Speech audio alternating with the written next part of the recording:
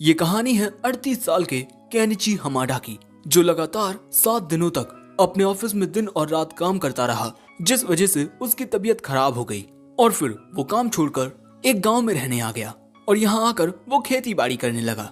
उसकी जिंदगी ऐसे ही अच्छी चल रही थी। एक दिन वो एक टीवी शो देखता है जिसमें एक लड़के को एक गॉडेस दूसरी दुनिया में भेज देती है। उस लड़के के पास उसकी स्टेटस विंडो होती है, जिसके बाद एक दिन खाना बनाते हुए वो अचानक ही गायब हो जाता है और फिर वो खुद को पाता है एक अलग ही दुनिया में। उसे समझ नहीं आता कि उसके साथ क्या हो रहा है। ये दुनिया बहुत खतरनाक होती है। उसे कुछ भी समझ नहीं आता। वो यहाँ अपना स्टेटस ओपन करने की कोशिश करता है, जो ओपन हो भी जाता है और अब वो समझ चुका है कि वो एक दूसरी दुनिया में आ चुका है। जिसके बाद केनिची देखने लगता है क्या उसके पास कोई मैजिक और स्किल है, लेकिन ऐसा उसे कुछ दिखाई नहीं देता। तभी वो एक ऑप्शन पर क्लिक करता है और उसके सामने एक विंडो ओपन होती है जिसमें ऑनलाइन शॉपिंग थी। साथ ही उसके पास एक आइटम बॉक्स भी होता है जिसमें वो चीजें रख सकता है और ये ट्राई करने के लिए वो कुछ घास लेकर उस आइटम बॉक्स में डालता है जो उसमें स्टोर हो जाती है और इसके बाद वो उस घास को बाहर भी निकाल देता है और कहता है वाह, ये तो बहुत बढ़िया चीज है।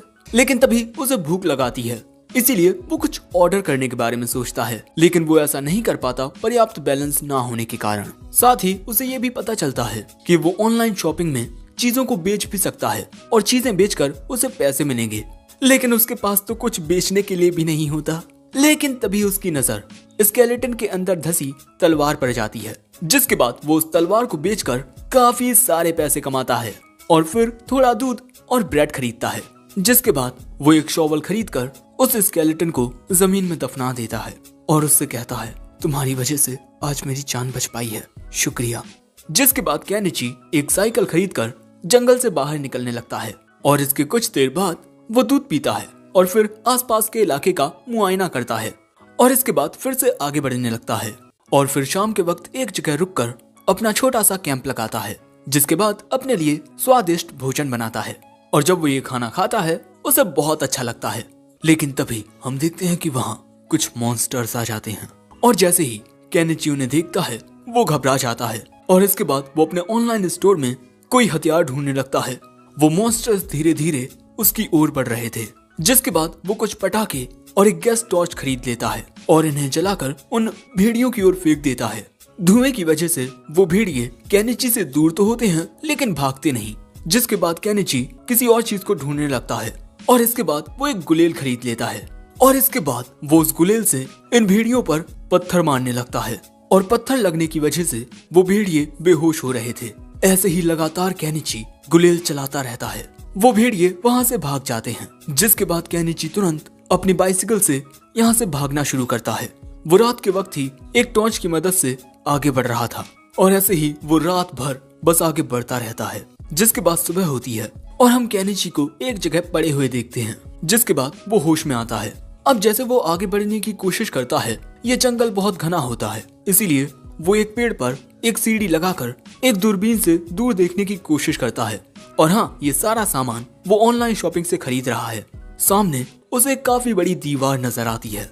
केनिची सोचता है कि अब वो इस शहर में जाकर और पैसे कमा पाएगा, क्योंकि अब उसके पास बहुत कम पैसे बचे हैं। साथ ही अब बारिश भी होने लगी है। जिसके बाद केनिची इसी बड़ी घास के बीच में से जैसे ही जंगल से बाहर निकलता है, उसके सामने अचानक ही एक घोड़ा गाड़ी आ जाती है। वो घोड़ा गाड़ी वाला कहता है तुम ठीक तो हो ना? और यहाँ पर केनिची उस आदमी की बातें समझ पा रहा था। जिसके बाद वो घुड़सवार कहता है मेरा नाम फुओ है और मैं एक मर्चेंट हूँ। अगर तुम राज्य की ओर जा रहे हो तब मैं तुम्हें छोड़ देता हूँ। केनिची कहता है मदद के लिए शुक्रिया, वैसे मेरा नाम केनिची है। यहाँ एक लड़की भी बैठी हुई है, ये भी शहर जा रही है। जिसके बाद फुयो पूछता है कि तुम दहलिया राज्य की ओर क्यों जा रहे हो? केनिची कहता है मैं वहाँ कोई बिजनेस करूंगा। और तभी हम देखते हैं कि उसके सामने बैठी हुई लड़की हाथों से कुछ इशारे करती है और अचानक ही उसके हाथों में एक गिटार आ जाता है, जो देख केनिची हैरान हो जाता है। फुयो बताता है कि इस लड़की के पास एक आइटम बॉक्स है और आइटम बॉक्स काफी रेयर होता है। जिसके बाद ये लोग ऐसे ही आगे बढ़ते रहते हैं। ये एक नदी को पार करते हैं और इस वक्त ये लड़की एक गाना गा रही थी और धीरे धीरे ये लोग शहर के करीब पहुंच जाते हैं और फिर इस बड़े से दरवाजे से गुजरकर ये लोग आते हैं टाउन के अंदर। जिसके बाद हम देखते हैं कि वो लड़की अपनी मंजिल पर पहुंचकर इनसे अलविदा कहकर चली जाती है। वहीं केनिची फूयो की मदद करता है उसका सामान रखवाने में, और क्योंकि फूयो उसे यहाँ तक लेकर आया है इसीलिए केनिची उसे एज अ थैंक्स एक पोटली देता है। इस पोटली में काली मिर्च होती है। फूयो कहता है, हे तुम इतनी खतरनाक चीज बेचने वाले हो, मेरी बात सुनो, बाकोपा द स्पाइस सिंडिकेट को मसालों का पूरा अधिकार है। अगर तुम पर उनकी नजरें आ गईं, तब तुम्हारे लिए ये बिल्कुल भी अच्छा नहीं होगा। अब इसके बाद फूयो इस काली मिर्च के बदले में केनिची को पैसे देने वाला था, लेकिन केनिची पैसे लेने से मना कर देता है। लेकिन फूयो कहता है, हम मर्चेंट चीजों को कम दाम पर जरूर खरीदते हैं, लेकिन फ्री में नहीं, क्योंकि फ्री से ज्यादा महंगा कुछ नहीं होता। जिसके बाद केनिची उससे पैसे ले लेता है और फिर फूयो यहाँ से चला जाता है। जिसके बाद केनिची इन पैसों को अपने एन में कन्वर्ट करता है, जो कि बहुत ज्यादा होते हैं। अब इसके बाद शाम हो जाती है और केनिची एक रेस्टोरेंट में आता है। एक मेड उससे कहती है, डालिया के बेस्ट रेस्टोरेंट में आपका स्वागत है। केनिची कहता है उसे यहाँ एक कमरा चाहिए। वो मेड बताती है, खाने पीने के बिना एक कमरा आपको 1 कॉपर कॉइन में पड़ेगा। केनिची इसके लिए ही राजी हो जाता है और वो 1 कॉपर कॉइन जमा कर देता है। वो लड़की कहती है, आपने काफी अलग प्रकार के कपड़े पहने हैं, क्या आप कोई राहगीर हो? वो कहता है, नहीं, मैं यहाँ एक बिजनेस ओपन करने आया हूँ। लेकिन उसे पता चलता है कि अगर उसे पढ़ना लिखना और कैलकुलेट करना नहीं आता है तब वो मर्चेंट्स गिल्ड में रजिस्टर नहीं कर पाएगा। केनिची कहता है, मुझे पढ़ने और लिखने में दिक्कत होगी, लेकिन मैं कैलकुलेट कर सकता हूँ। जिसके बाद वो मेड केनिची से एक छोटा सा सवाल पूछती है और फिर इस बात से हैरान हो जाती है कि केनिची ने उसे बिल्कुल सही जवाब दिया। जिसके बाद केनिची उसे अपना नाम बताता है ताकि वो उसके नाम को रजिस्टर कर दे। वो केनिची को अपना नाम भी बताती है, अज़ेलिया। तभी केनिची कहता है, हे अज़ेलिया, क्या तुम मुझे इस देश की भाषा पढ़ना और लिखना सिखा सकती हो? बदले में मैं तुम्हें एक दूसरे देश की बहुत ही अच्छी कैंडी दूंगा। और इसके बाद जब अज़ेलिया उन कैंडीज को टेस्ट करती है तब भैया उसका स्वाद बहुत ही अच्छा होता है। इन कैंडीज को खाकर अज़ेलिया को बिल्कुल किसी नोबल की तरह फील हो रहा था। तभी अज़ेलिया कहती है, अगर उन लोगों को पता चल गया कि मेरे पास ये है तब वो इसे मुझसे छीन लेंगे। अरे नहीं, अब मैं क्या करूं? अगले सीन में हम देखते हैं कि अज़ेलिया केनिची को लिखना और पढ़ना सिखाने लगती है और केनिची थोड़ी ही देर में लिखना और पढ़ना सीख जाता है। जो देख अज़ेलिया कहती है, तुम तो बहुत ही ज्यादा होशियार हो, तुम जरूर एक बहुत बड़े मर्चेंट बनोगे। मुझे तो लगता है कि मुझे तुम्हारी प्रेमिका बन जाना चाहिए। केनिची कहता है, ये तुम क्या बोल रही हो, मैं तुम्हारे पिता की उम्र का हूँ। और अगले ही पल में हम देखते हैं कि अज़ेलिया ये देखकर हैरान हो जाती है कि केनिची ने उसकी कितनी अच्छी ड्राइंग बनाई है और इसी वजह से वो इतनी ज्यादा खुश होती है कि केनिची से चिपक ही जाती है और कहती है, तुमने मुझे इतनी अच्छी कैंडीज दी, मेरी ड्राइंग बनाई, आखिर मैं तुम्हें इन सब के लिए शुक्रिया कैसे कहूँ? जिसके बाद वो केनिची को बिस्तर पर पटक देती है। फिर केनिची के कमरे की बत्ती गुल हो जाती है। फिर क्या हुआ मैं बताने नहीं वाला। अब अगले दिन केनिची गिल्ड में आता है। यहाँ उसे फिल करने के लिए एक फॉर्म मिलता है। केनिची देखता है कि इन सभी कागजों को हाथों से लिखा गया है, शायद से अभी इस दुनिया में प्रिंटिंग नहीं है।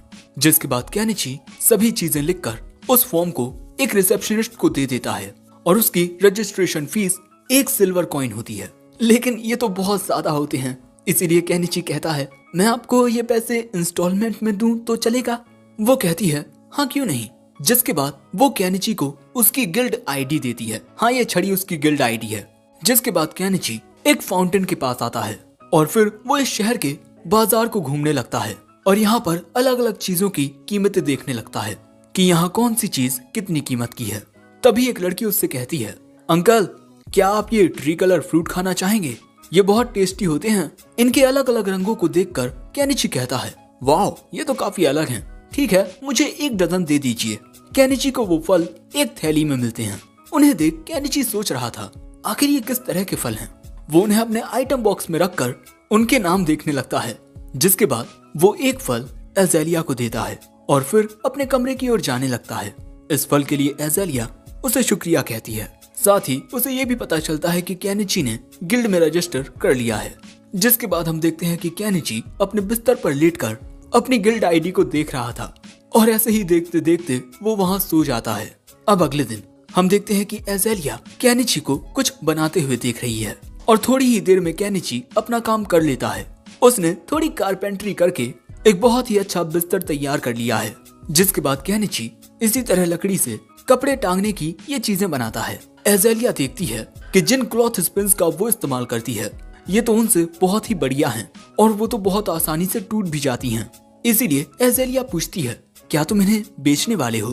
केनिची सोचता है क्या ये फायदेमंद होगी। जिसके बाद हमें बाजार का सीन दिखाया जाता है और यहाँ केनिची एक आंटी के पास आकर पूछता है, क्या मैं अपनी दुकान आपके बगल वाली जगह पर लगा सकता हूँ? वो कहती हैं, हाँ क्यों नहीं। और केनिची अपने आइटम बॉक्स में से अपनी दुकान निकाल लेता है। आंटी कहती हैं, वाह आपके पास तो आइटम बॉक्स है। केनिची कहता है, हाँ छोटा सा आइटम बॉक्स। जिसके बाद केनिची वहाँ अपना सामान रखने लगता है। वो आंटी केनिची से पूछती हैं कि ये क्लिप्स कितने की हैं? वो कहता है, एक कॉपर कॉइन में 5 क्लिप्स। वो आंटी कहती हैं, ठीक है मैं ऐसी 5 खरीदना चाहती हूँ। वैसे मेरा नाम अनामा है, मैं यहाँ काफी वक्त से सामान बेच रही हूँ। वो कहता है, मैं हूँ केनिची, मैं एक बहुत दूर के गांव से आया हूँ। अब इसके बाद आंटी अपनी जगह पर बैठ जाती हैं और केनिची ग्राहक के आने का इंतजार करने लगता है। और ऐसे ही कुछ वक्त गुजरता है और थोड़ी ही देर में इनकी दुकानों पर ग्राहक आने लगते हैं। काफी लोग केनिची का सामान खरीदते हैं। जिसके बाद एक मेड आती है केनिची की दुकान पर और वो ये क्लिप्स लेकर चली जाती है। लंच ब्रेक के दौरान आंटी कहती हैं, तुम्हारी ये क्लिप्स तो काफी अच्छे से बिक रही हैं। जिसके बाद हमें पता चलता है कि केनिची ने कुछ मुनाफा कमा लिया है। वो इन्हें ही बेचकर एक काफी अच्छी जिंदगी जी सकता है। लेकिन दूसरे लोग भी फिर इसी तरह से चीजें बेचना शुरू कर देंगे। लेकिन तभी उसकी दुकान पर एक आदमी आता है। केनिची नोटिस करता है कि इसके कपड़े काफी अच्छे हैं और इसके पास एक तलवार भी है, जिसका मतलब इसका स्टेटस काफी अच्छा होगा। जिसके बाद ये आदमी केनिची से एक चाकू लेकर उसे देखने लगता है। इस चाकू में अलग ही चमक होती है। जिसके बाद वो इसकी धार चेक करता है। एक ही बार में काफी सारी रस्सियां ये आसानी से काट देता है और फिर इसकी कीमत पूछता है। केनिची कहता है, एक की कीमत है 2 सिल्वर कॉइन। वो आदमी कहता है, ये काफी महंगी है लेकिन इनकी क्वालिटी बहुत अच्छी है। वैसे क्या आपके पास इससे कुछ बड़ा है? ये बात सुन केनिची अपनी शॉपिंग साइट में एक अच्छा सा वेपन देखने लगता है और तभी उसे एक चीज मिलती है। ये एक हंटिंग स्वॉर्ड है। वो आदमी इस स्वॉर्ड को निकाल कर देखता है। असल में ये एक बहुत बढ़िया कटाना होती है। वो आदमी इस कटाना की खूबसूरती देखकर हैरान हो जाता है और इसकी कीमत पूछता है। केनिची बताता है, 1 गोल्ड कॉइन। वो आदमी कहता है कि ये बहुत कीमती है लेकिन बहुत खूबसूरत भी, मैं क्या करूं? केनिची को लगता है कि कहीं उसने कुछ ज्यादा ही कीमत तो नहीं बता दी। लेकिन तभी अचानक उसके सामने एक लड़की आ जाती है। वो देखता है कि ये तो एक बिल्ली जैसी इंसान है। वो लड़की केनिची की कंध ले रही है। लेकिन तभी उसके सिर पर एक मुक्का लगता है। हम देखते हैं कि ये उसके ही नस्ल के दूसरे लोग थे। लेकिन ये आदमी है तो ये मॉन्स्टर की तरह लगेंगे, ये लड़की है तो क्यूट लगेगी और इसका नाम मियाले है। लेकिन तभी अचानक केनिची उन बीस्ट को देखकर डर जाता है। ये सभी हैं बीस्ट फॉक। केनिची बताता है कि जिस गांव से वो आया है उस गांव में बीस्ट फॉक नहीं है। लेकिन तभी एक बलौटा केनिची के दुकान की छत पर चढ़ के उस पर लगी हुई चादर को उतार कर उसे अपने हाथों में रखकर कहता है, मैं ये खरीदना चाहता हूँ। केनिची के दिमाग में आता है कि उसे इस चादर को बेचकर दूसरी चादर खरीदनी चाहिए। जिसके बाद वो इस चादर की कीमत 3 कॉपर कॉइन बताता है। लेकिन उस बिलौटे को ऐसी 3 चादर चाहिए जिनकी कीमत 9 कॉपर कॉइन हुए। लेकिन केनिची इन्हें डिस्काउंट देगा और इनके सिर्फ 8 कॉपर कॉइन लेगा। लेकिन इन बेचारों के पास 8 कॉपर कॉइन नहीं होते। तब केनिची कहता है, तब तुम लोग मुझे 2 सिल्वर कॉइन दे दो और मैं तुम लोगों को 2 कॉपर कॉइन वापस करूंगा। लेकिन उसकी ये बात सुन ये सभी उसे बहुत अजीब ढंग से घूरने लगते हैं। लेकिन तभी ये आदमी कहता है कि वो दुकानदार बिल्कुल सही कह रहा है। जिसके बाद हम देखते हैं कि ये लोग खरीदारी करके चले जाते हैं। और इसके बाद ये आंटी जी बताती हैं कि वो सभी केनिची को इसीलिए घूर रहे थे क्योंकि उन्हें कैलकुलेशन करने में दिक्कत आती है। तभी ये आदमी कहता है, तुम काफी भरोसेमंद हो, मैं ये खरीदने के लिए तैयार हूँ। जिसके बाद केनिची रेस्टोरेंट में आकर अपनी 5 रातों का किराया दे देता है। दूसरी ओर एक महल में केनिची की क्लिप को देखते हुए एक लड़की कहती है, तुम्हें इतनी अच्छी चीज इतने सस्ते में मिल गई। मार्गरेट तुम कल जाना और ऐसी और भी क्लिप्स खरीद कर लाना। लेकिन अगले ही पल में ये मैडम जी डिसाइड करती हैं कि हम ये चीज अपनी कंपनी में बेचेंगे। हमारी मेलो ट्रेडिंग कंपनी का एक उसूल है कि कभी भी एक अपॉर्चुनिटी को अपने हाथों से ना जाने दो। जिसके बाद ये मैडम अपने पिता के पास जाने लगती हैं। दूसरी ओर हम देखते हैं कि केनिची शाम के वक्त नहा रहा होता है और तभी वो अपनी ऑनलाइन शॉप में देखता है कि वो वहां से बाथ ड्रम भी खरीद सकता है।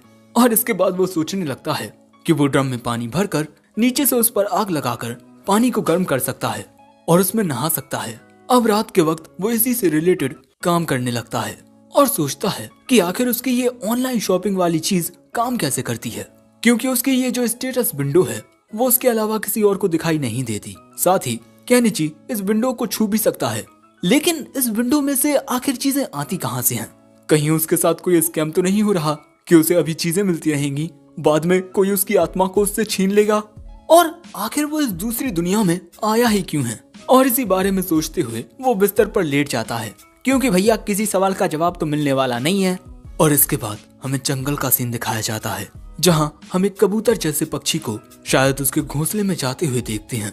और तभी एक लड़की एक डंडा लेकर उस कबूतर को उससे मारकर कुचलने लगती है और रात के वक्त वो आग जलाकर उसी कबूतर को खाती है। इस लड़की की हालत बहुत बुरी थी, इसे आज तक कभी भी पेट भर खाना नहीं मिला।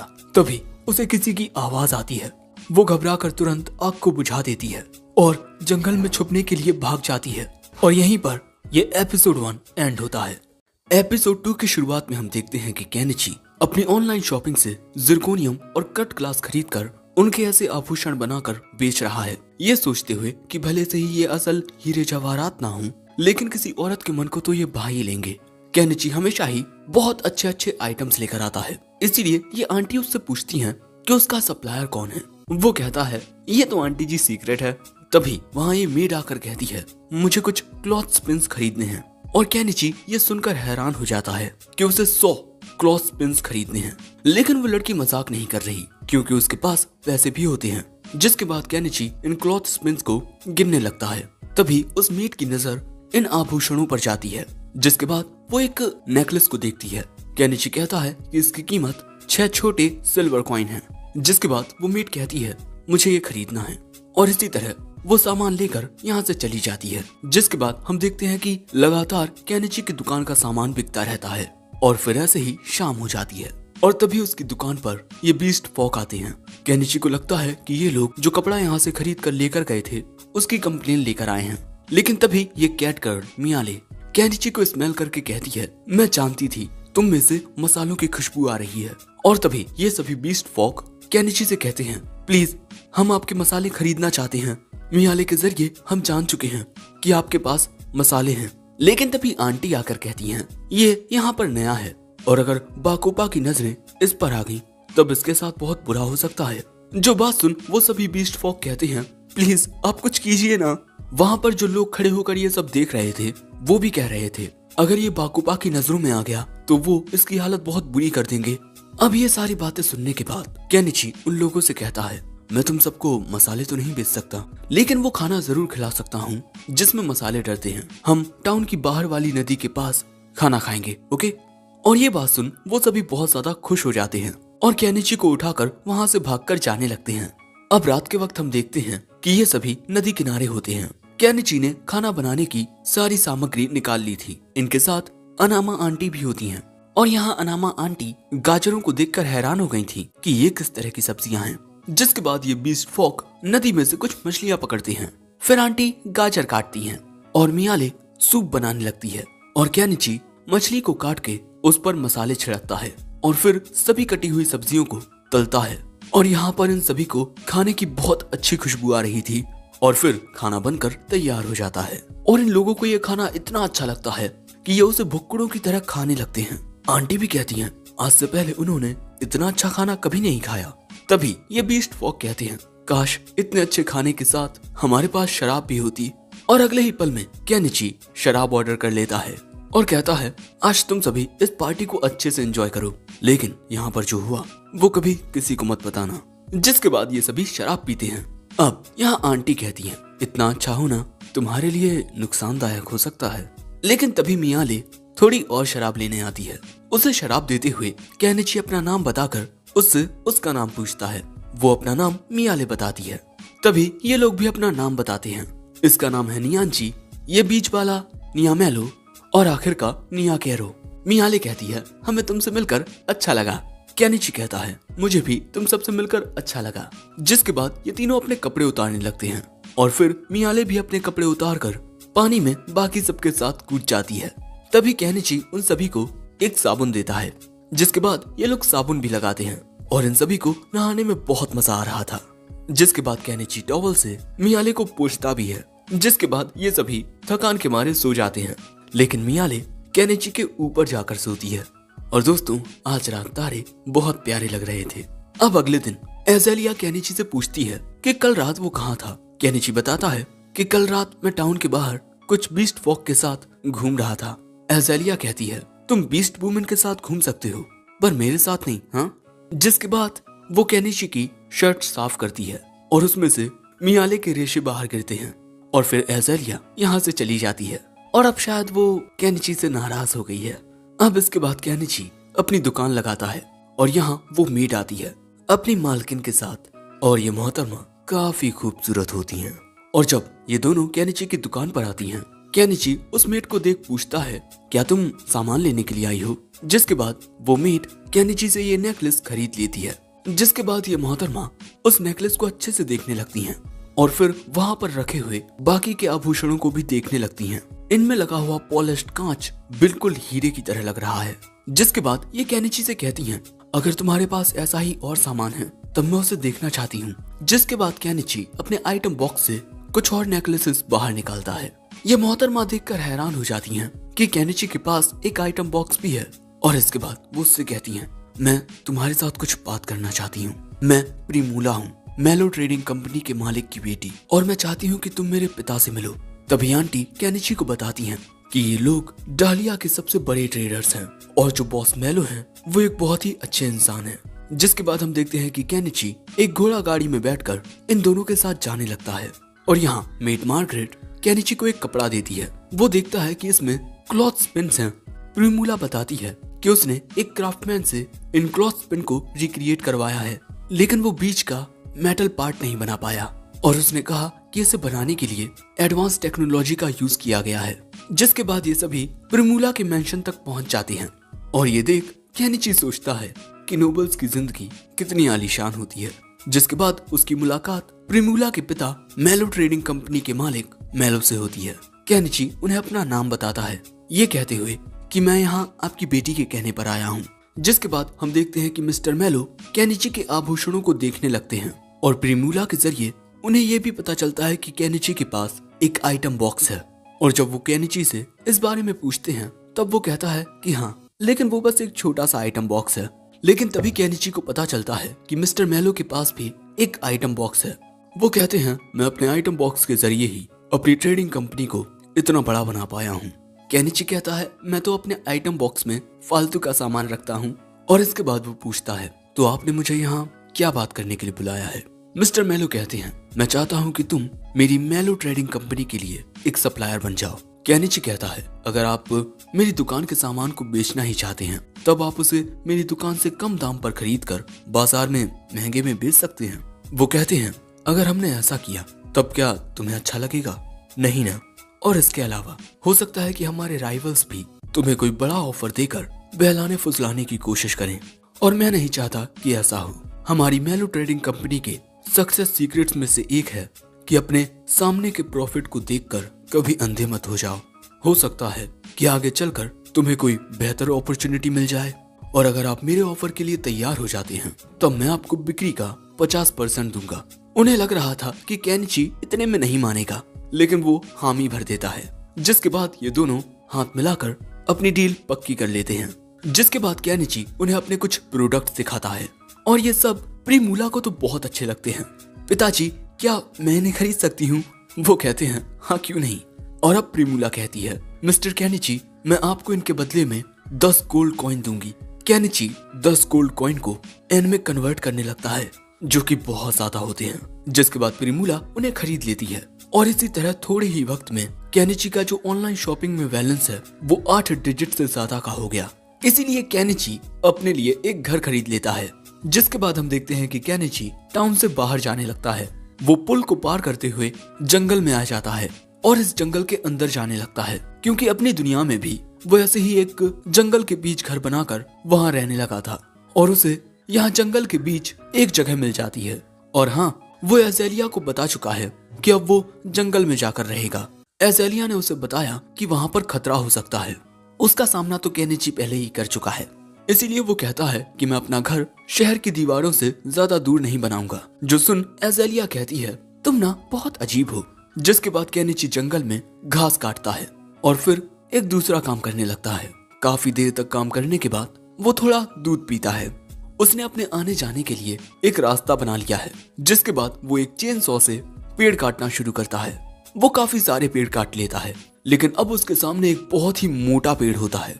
वो उसे काटना शुरू करता है, लेकिन इतना काटने के बाद बहुत ज्यादा थक जाता है। जिसके बाद वो कील और हथौड़े से उस पेड़ को इस तरह काटना शुरू करता है और कुछ देर में ही वो पेड़ कट जाता है। यहाँ पर केनिची ने एक पेड़ काट लिया है, लेकिन इसे काटने में ही वो काफी ज्यादा थक चुका है और इसी तरह वो काफी सारे पेड़ों को काट लेता है। अब वो इन कटे हुए पेड़ों को आइटम बॉक्स में रखने की कोशिश करता है, लेकिन वो ऐसा कर नहीं पाता क्योंकि ये पेड़ बहुत ज्यादा बड़े होते हैं। इसीलिए वो एक चेन सॉ से इन्हें काटना शुरू कर देता है। शाम होते होते वो इन बड़े पेड़ों को छोटे टुकड़ों में काट लेता है और फिर उन्हें अपने आइटम बॉक्स में रख लेता है। साथ ही उसे ये भी पता चलता है कि वो अपने आइटम बॉक्स में 10 मीटर से ज्यादा लंबा सामान नहीं रख सकता। अब यहाँ पर उसने काफी सारा काम कर लिया है और शाम भी हो गई है, इसीलिए वो आज इतना ही रहने देता है। अब अगले दिन वो एक फावड़े से इस पेड़ के नीचे की मिट्टी को खुदेने लगता है और काफी देर होने के बाद भी वो एक ही पेड़ को सिर्फ आधा ही खुदे पाया और इसी में वो बहुत ज्यादा थक चुका है। और यहाँ पर कितने सारे पेड़ हैं। वो गुस्से में आकर अपना शवल फेंक देता है, मैं इतना ज्यादा नहीं खुदे सकता। जिसके बाद वो अजीब सी हरकतें करता हुआ अपनी ऑनलाइन शॉपिंग से एक जाइंट मैका को सम्मन करता है। अरे मेरा मतलब अपनी ऑनलाइन शॉपिंग से ये मशीन खरीदता है, लेकिन यहाँ पर उसने एक बहुत ही महंगी मशीन खरीद ली है। लेकिन अब क्या ही करें, खरीद ली तो खरीद ली, लेकिन अब उसे वो मजदूरी का काम नहीं करना पड़ेगा। जिसके बाद वो उसमें बैठकर उसे चलाना शुरू करता है। लेकिन तभी उसे याद आता है कि वो इतनी बड़ी मशीन को चलाने के लिए डीजल कहाँ से लाएगा, और वो अपनी इन्वेंट्री में देखने लगता है। ना ही उसमें डीजल होता है और ना ही केरोसिन, लेकिन उसे लैंप ऑयल दिख जाता है जिसका इस्तेमाल वो केरोसिन की जगह कर सकता है। लेकिन 1 लीटर 1800 रुपए का है। लेकिन क्या करें, महंगा होने के बावजूद भी खरीदना मजबूरी है। वो खरीद लेता है, लेकिन इसके बाद वो इस बारे में भी सोचने लगता है कि कहीं ये ऑयल मशीन में डालने के बाद मशीन काम करना ही बंद ना कर दे।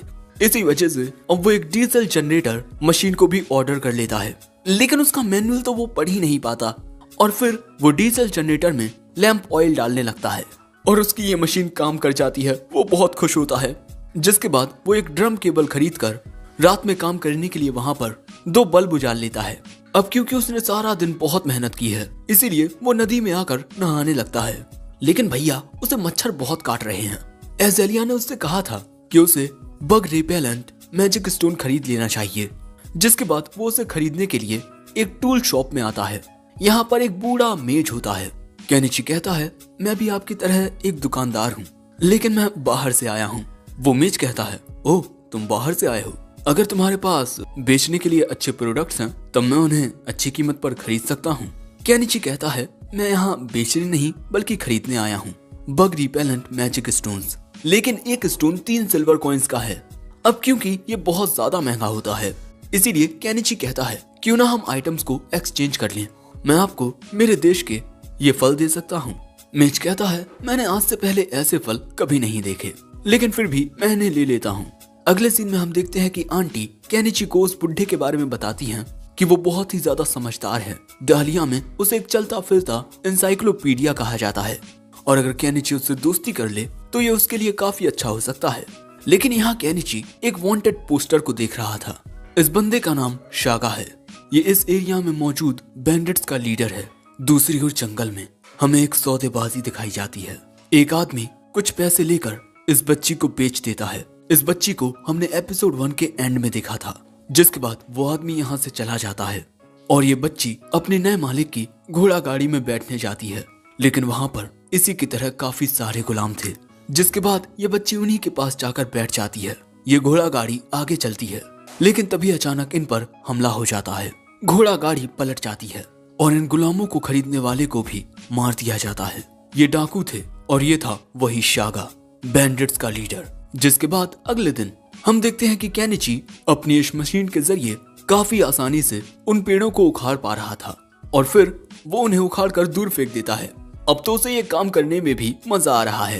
वो बहुत आसानी से और तेजी से इन सभी पेड़ों को उखाड़ता जा रहा था और बस कुछ ही देर में वो अपना सारा काम कर लेता है और इसके बाद मशीन के ऊपर चढ़ के कहता है, इस नई दुनिया में एक आरामदायक जिंदगी जीने के लिए मैं इस जगह जंगल के बीचों बीच अपना एक लकड़ी का घर बनाऊंगा। लेकिन हाँ यार, ये मशीन खरीदने के बाद मेरे पास अब ज्यादा पैसे नहीं बचे, मुझे और सामान बेचना पड़ेगा। एंड गाइस, यहीं पर एपिसोड 2 एंड होता है। एपिसोड 3 की शुरुआत में हम केनिची को मिस्टर मेलो के साथ बैठा हुआ देखते हैं और यहाँ केनिची मिस्टर मेलो के लिए कुछ लेकर आया था और ये शुगर थी। यहाँ मिस्टर मेलो बताते हैं कि शक्कर और नमक ये काफी ज्यादा महंगे हैं, लेकिन राज्य में इनको लेकर काफी सारे कानून बनाए गए हैं, इसलिए हम ये आपसे नहीं खरीद सकते। जो बात सुन केनिची निराश हो जाता है क्योंकि उसे लग रहा था कि वो खाने पीने के मसालों को बेचकर काफी ज्यादा मुनाफा कमा सकता है। जिसके बाद केनिची उन्हें ये वाले आभूषण दिखाता है क्योंकि ये आभूषण नोबल्स के बीच काफी ज्यादा पॉपुलर हो रहे हैं और फिर इन्हें बेचकर केनिची का काफी ज्यादा मुनाफा होता है। जिसके बाद हम केनिची को फिर से जंगल के बीच में देखते हैं और यहाँ पर केनिची ने सभी बड़े पेड़ों को काट दिया है और अब केनिची के पास काफी सारे पैसे भी हो गए हैं क्योंकि वो मेलो ट्रेडिंग कंपनी के साथ आइटम्स की ट्रेडिंग कर रहा है। और फिर केनिची अपनी पुरानी जिंदगी को याद करते हुए अपने लिए एक घर का ऑर्डर दे देता है अपनी ऑनलाइन शॉपिंग में। लेकिन जैसे ही वो ऑर्डर करता है उसके सामने अचानक ही आसमान में से लकड़ियां गिरने लगती हैं और फिर उसे पता चलता है कि उसे ये घर खुद बनाना पड़ेगा। अब भाई केनिची के सामने इतनी सारी लकड़ियां पड़ी हुई थी जिनको जोड़कर घर तो आसानी से बनाया जा सकता है, लेकिन ये बहुत ज्यादा बड़ी थी। जिसके बाद केनिची इस घर के डिजाइन को पढ़ता है जो कि काफी मुश्किल होता है, लेकिन क्या करें, अब तो उसे ये घर बनाना ही पड़ेगा।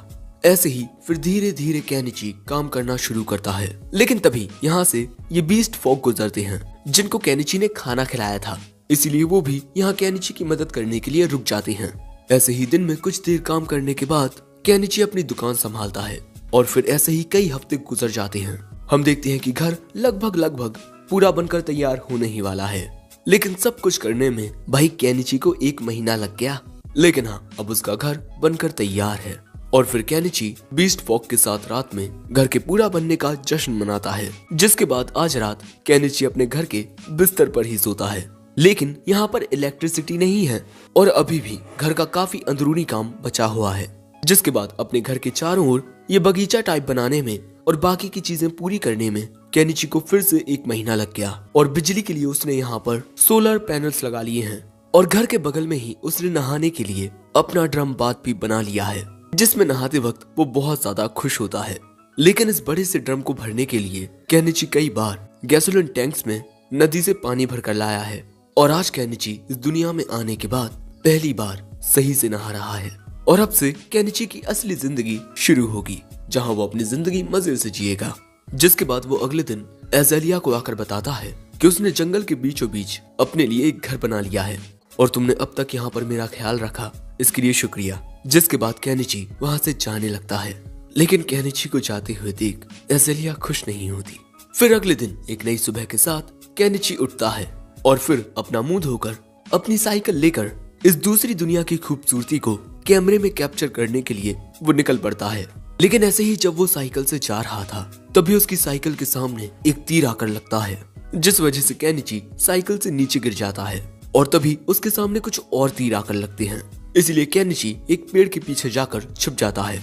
ध्यान से देखने पर हमें पता चलता है कि केनिची पर हमला करने वाले कुछ बीस्ट फॉग होते हैं और इन्हें ये बात पसंद नहीं आ रही कि इनके जंगल में कोई इंसान रहने के लिए आ गया है, इसीलिए ये लोग तय करते हैं कि ये केनिची को मार देंगे। अब ये बात सुनकर केनिची अपने लिए एक गुलेल खरीदता है और फिर उस गुलेल की मदद से इन बीस्ट फॉग की ओर वो कुछ पटाखे फेंक देता है, जिन पटाखों को जलता हुआ देख ये बीस्ट फॉग घबरा जाते हैं और तभी केनिची अपनी इस मशीन को सम्मन करता है और फिर उसमें बैठकर वो इन बीस्ट फॉग की ओर आगे बढ़ने लगता है और यही देख वो बीस्ट फॉग केनिची से घबराकर भाग जाते हैं।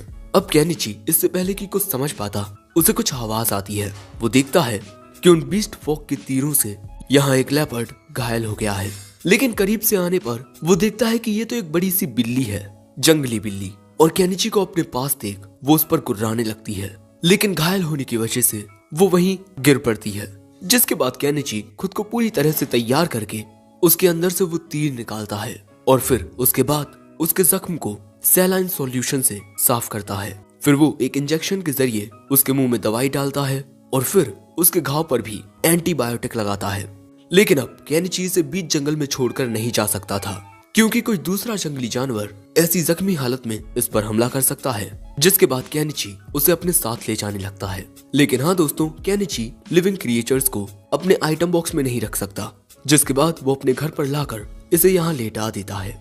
लेकिन देखकर लग नहीं रहा था कि इसकी हालत में कोई ज्यादा सुधार है। सो अब केनिची अगले दिन फिर से इस मेज के पास आता है। केनिची की बातें सुन ताऊ उसे बताते हैं कि वो जंगली बिल्ली एक बॉबकैट है और तुमने उसे ढूंढकर बहुत अच्छा किया, उसकी खाल बहुत महंगी बिकती है। ताऊ की ये बात सुन केनिची तुरंत वहाँ से निकल अपनी दुकान पर आ जाता है और फिर वो ये सब आंटी को बता ही रहा था कि तभी पीछे से मियाले आ जाती है और वो केनिची को बताती है कि उसकी प्रजाति में बॉबकैट को भगवान का मैसेंजर कहा जाता है। जिसके बाद वो उस बॉबकैट को देखने के लिए तेजी से केनिची को लेकर उसके घर जाती है और फिर इसकी हालत देख वो कहती है ये जरूर से उन डॉगमैन का काम है और अब ये होश में आ चुकी है। और जब केनिची इसके घाव पर दवा लगाता है तब ये उसे चाटने लगती है। इसीलिए केनिची को उसके गले में ये ऐसा कॉलर लगाना पड़ता है। जिसके बाद मियाले इस बॉबकैट को गले लगाकर कहती है केनिची तुमने इसकी जान बचाई, तुम कितने अच्छे इंसान हो। इसीलिए अब मियाले जंगल में जाकर कुछ पक्षियों का शिकार करती है और फिर शाम के वक्त ये उन पक्षियों का बारबेक्यू खाते हैं, जिसे ऑफ कोर्स केनिची बनाता है और इसका स्वाद मियाले को हद से ज्यादा अच्छा लगता है। जिसके बाद मियाले कहती है कि मैं आज रात यहीं रुकूंगी, क्योंकि मियाले को इस बॉबकैट की काफी चिंता हो रही थी। सो केनिची कहता है कि मेरे पास सिर्फ एक बेड है। मियाले कहती है तो कोई बात नहीं, हम एक साथ सो जाएंगे। जिसके बाद सच में ये दोनों एक साथ सोते हैं। Guys in the comment box #sadlife। अब फिर ऐसे ही कुछ दिन गुजर जाते हैं। केनिची फिर से अपने दिन के सारे काम करने लगता है और ये बॉबकैट भी बहुत तेजी से ठीक हो रही है। जिसके बाद केनिची अपनी ऑनलाइन शॉपिंग से कुछ खाद और कुछ पौधे खरीदता है। लेकिन इसके बाद खाना खाते हुए वो सोचने लगता है कि हर बार पानी लेने के लिए उसे नदी पर जाना पड़ता है, तो अब पानी की व्यवस्था के लिए वो क्या करे? क्या मुझे कोई हैंडपंप लगा लेना चाहिए? अब फिर रात के वक्त जब केनिची सो रहा था तभी शायद केनिची को कोई सपना आता है जिसमें वो किसी लड़की की गोद में सो रहा था। Again #sadlife। लेकिन फिर सुबह होते ही जो ये बॉबकैट है वो केनिची के ऊपर कूदकर उसे जगा देती है। केनिची देखता है कि अब ये बॉबकैट बिल्कुल ठीक हो चुकी है, इसीलिए वो इसके गले में से ये कॉलर निकाल देता है। जिसके बाद ये बॉबकैट इशारे के जरिए बताती है कि इसे बाहर जाना है। जिसके बाद केनिची उसे लेकर बाहर आता है और फिर उसे जाते हुए देख कहता है अपनी जिंदगी अच्छे से जीना, ओके। जिसके कुछ दिन बाद तक केनिची अपनी दुकान बंद ही रखता है, क्योंकि यहाँ वो अपने लिए कुआं खोद रहा है और हाँ वो जल्द ही यहाँ पर एक हैंडपंप लगा लेता है। पानी की दिक्कत हुई सॉल्व। जिसके बाद वो आसानी से अपना बाथ ड्रम भी भर लेता है। लेकिन तभी उसके पास मिस प्रिमूला आती हैं और वो यहाँ पर इसीलिए आई है क्योंकि उसे केनिची की चिंता हो रही थी, क्योंकि केनिची ने काफी दिनों से अपनी दुकान नहीं खोली और केनिची का पता मियाले ने प्रिमूला को बताया है। और यहाँ पर प्रिमूला केनिची के घर को देख काफी हैरान थी, क्योंकि यहाँ पर काफी सारे इक्विपमेंट रखे हुए थे। और प्रिमूला के पूछने पर केनिची उसे बताता है कि वो बड़ी सी लोहे की मशीन उसकी वफादार फैमिलियर है। जो बात सुन प्रिमूला कहती है क्या फैमिलियर? इसका मतलब आप मैजिक का यूज कर सकते हैं? केनिची कहता है ये बात सबसे सीक्रेट ही रखना। लेकिन तभी केनिची को याद आता है कि इतनी शाम हो गई है, अब तक तो शहर में जाने का वो बड़ा दरवाजा बंद हो गया होगा। आज रात प्रिमूला भी केनिची के घर पर रुकने वाली है। और जब केनिची बताता है कि उसके पास सिर्फ एक ही बिस्तर है, तब प्रिमूला कहती है कि चलेगा। और तभी प्रिमूला की नजर केनिची के ड्रम बाथ सेट पर जाती है और जैसे ही उसे पता चलता है कि ये एक बाथ टब है, वो बहुत ज्यादा हैरान और खुश दोनों होती है। अगले सीन में हम प्रिमूला को उसे ड्रम बाथ में नहाते हुए देखते हैं, पर क्योंकि ये बाथ टब खुले में था इसीलिए प्रिमूला को डर भी लग रहा था। इसीलिए वो केनिची को वहीं थोड़ी दूरी पर बैठा लेती है और यहाँ केनिची उससे पूछता भी है पानी का टेम्परेचर ठीक है ना?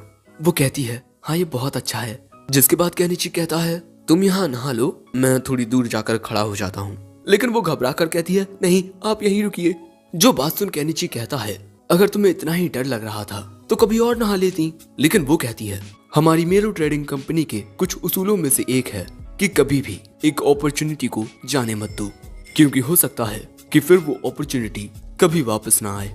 जो सुन केनिची कहता है अच्छा, और मान लो कि अगर मैं कोई बुरा आदमी निकला तो? वो कहती है आप बीस्ट फॉक के साथ इतने अच्छे से बिहेव करते हो, मैं मान ही नहीं सकती कि आप बुरे दिल के हो। जिसके बाद केनिची प्रिमूला को अरे ये बाथरोब देता है जिसे नहाने के बाद पहनते हैं। इसे देख प्रिमूला कहती है अगर हम इसे सेल करेंगे तो कस्टमर्स को ये बहुत पसंद आएगा। केनिची कहता है कि ये बेचने के लिए नहीं है, लेकिन हाँ मैं तुम्हें थोड़े बहुत दे दूंगा। जिसके बाद सोने के लिए केनिची प्रिमूला को नाइटी देता है और यहाँ वो प्रिमूला की ड्राइंग बना रहा है और यहाँ ये कहती है आपके पास ये इतनी सारी चीजें हैं, अगर आप इन्हें बेचोगे ना तो आप सिर्फ डहलिया ही नहीं बल्कि पूरे किंगडम ऑफ कैदन के बेस्ट मर्चेंट बन जाओगे। लेकिन केनिची अपने लिए इतनी सारी अटेंशन नहीं चाहता, उसे नॉर्मल सी जिंदगी जीना पसंद है और वो इस वक्त जितने पैसे कमा रहा है वो उतने में ही खुश है। जो जान प्रिमूला कहती है तो मैं मेलो ट्रेडिंग कंपनी की ओर से आपसे वादा करती हूँ कि आप जो आइटम्स हमें प्रोवाइड करते हैं हम उन्हें फॉरेन आइटम्स के रूप में ही बेचेंगे, कभी आपका नाम सामने नहीं आने देंगे। केनिची कहता है हाँ शुक्रिया और यहाँ पर उसने प्रिमूला की एक बहुत ही अच्छी ड्राइंग बना ली है, जो देख प्रिमूला बहुत खुश होती है। फिर हम देखते हैं कि प्रिमूला के सोने के लिए केनिची ने एक और बिस्तर खरीद लिया है और दोस्तों यहाँ पर प्रिमूला केनिची से बातें करना चाहती थी, लेकिन केनिची तो सोने का नाटक करने लगा, बेचारी प्रिमूला। दूसरी ओर हमें एक जगह का सीन दिखाया जाता है जहाँ पर चारों ओर डाकू ही डाकू थे और ये वही डाकू हैं जिन्होंने एक मर्चेंट से उसके गुलामों को चुरा लिया था और यहाँ उन बैंडिट्स का लीडर उन लड़कियों के साथ अय्याशी कर रहा है जिसको उसने उस मर्चेंट से चुराया था। तभी इस छोटी सी बच्ची को धक्का देते हुए यहाँ पर एक आदमी आकर अपने बॉस के सामने एक थैली रख देता है जिसमें बहुत सारे सोने के सिक्के थे।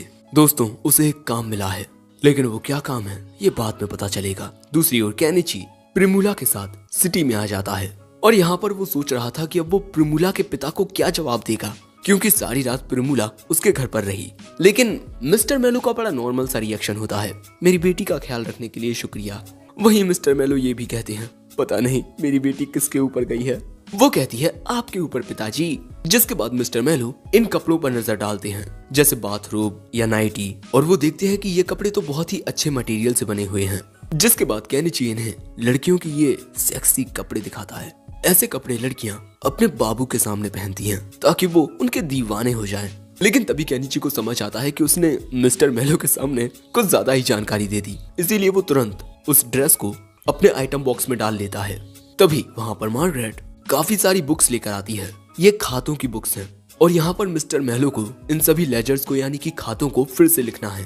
पर यहाँ मिस्टर मेलो बताते हैं कि हमारे बगल के एम्पायर ने एक डबल एंट्री बुक कीपिंग नाम का सिस्टम इजाद कर लिया है। जो बात सुन केनिची हैरान हो जाता है। मिस्टर मेलो से ये भी बताते हैं कि उस एम्पायर में एक शख्स आया है जिसके इन्वेंशन से वो साम्राज्य तेजी से तरक्की कर रहा है। जिसके बाद प्रिमूला अपने पिता को ड्रम बाथटब के बारे में बताती है। मिस्टर मेलो कहते हैं मैं भी उसे देखना चाहूंगा। केनिची कहता है हाँ क्यों नहीं, लेकिन उसके लिए हमें बाहर जाना पड़ेगा। लेकिन बाहर आने पर सबसे पहले मिस्टर मेलो केनिची को अपना नया प्रोडक्ट दिखाते हैं जो कि पानी निकालने का पंप होता है, जिसे देख केनिची हैरान हो जाता है। मिस्टर मेलो बताते हैं कि ये प्रोडक्ट भी उसी एम्पायर से आया है। यही जान केनिची मन में कहता है ये चीजें कोई इत्तेफाक नहीं हो सकती, शायद से मेरी ही दुनिया से कोई और शख्स भी इस दुनिया में आया है। और यहाँ प्रिमूला इस पंप में से पानी निकाल कर देखती है और अब ये पिक्चर पंप पाने के बाद लगता है इनका इंटरेस्ट केनिची के बाद ड्रम में इतना नहीं रहा, जिस बात से फ्रस्ट्रेट होकर केनिची इन्हें एक साइकिल का डिजाइन दिखाता है और वो इन्हें इसका नाम ड्रेसाइन बताता है। इस डिजाइन को देख पहले तो ये बाप बेटी बहुत हंसते हैं और यहाँ इनकी नजरों में केनिची बस एक जोकर बनकर रह जाता है। लेकिन हाँ दोस्तों, इसके बाद से प्रिमूला अक्सर केनिची के घर आने लगी और वो उसके घर कभी कभार रातों में रुकती भी। और दोस्तों यहाँ हमें पता चलता है कि प्रिमूला काम के सिलसिले में 1 महीने के लिए बाहर जा रही है, जिस बात से वो थोड़ी तो उदास भी थी। लेकिन इसके बाद वो केनिची से उसकी वही सेक्सी ड्रेस निकालने को कहती है। केनिची कहता है ओह तो तुम किसी को पसंद करती हो और उसके सामने ये पहनना चाहती हो। कौन है वो? प्रिमूला कहती है शर्माकर कि वो यही है मेरे सामने। जो बात सुन केनिची कहता है प्रिमूला तुम्हें ऐसी बातें नहीं करनी चाहिए, मेरी उम्र 40 साल हो चुकी है, अगर सही उम्र में मेरी शादी हो जाती तब तुम्हारी उम्र की मेरी बेटी होती। सो प्रिमूला खड़ी होकर कहती है नहीं मिस्टर केनिची, आप मुझे बहुत ज्यादा पसंद हैं।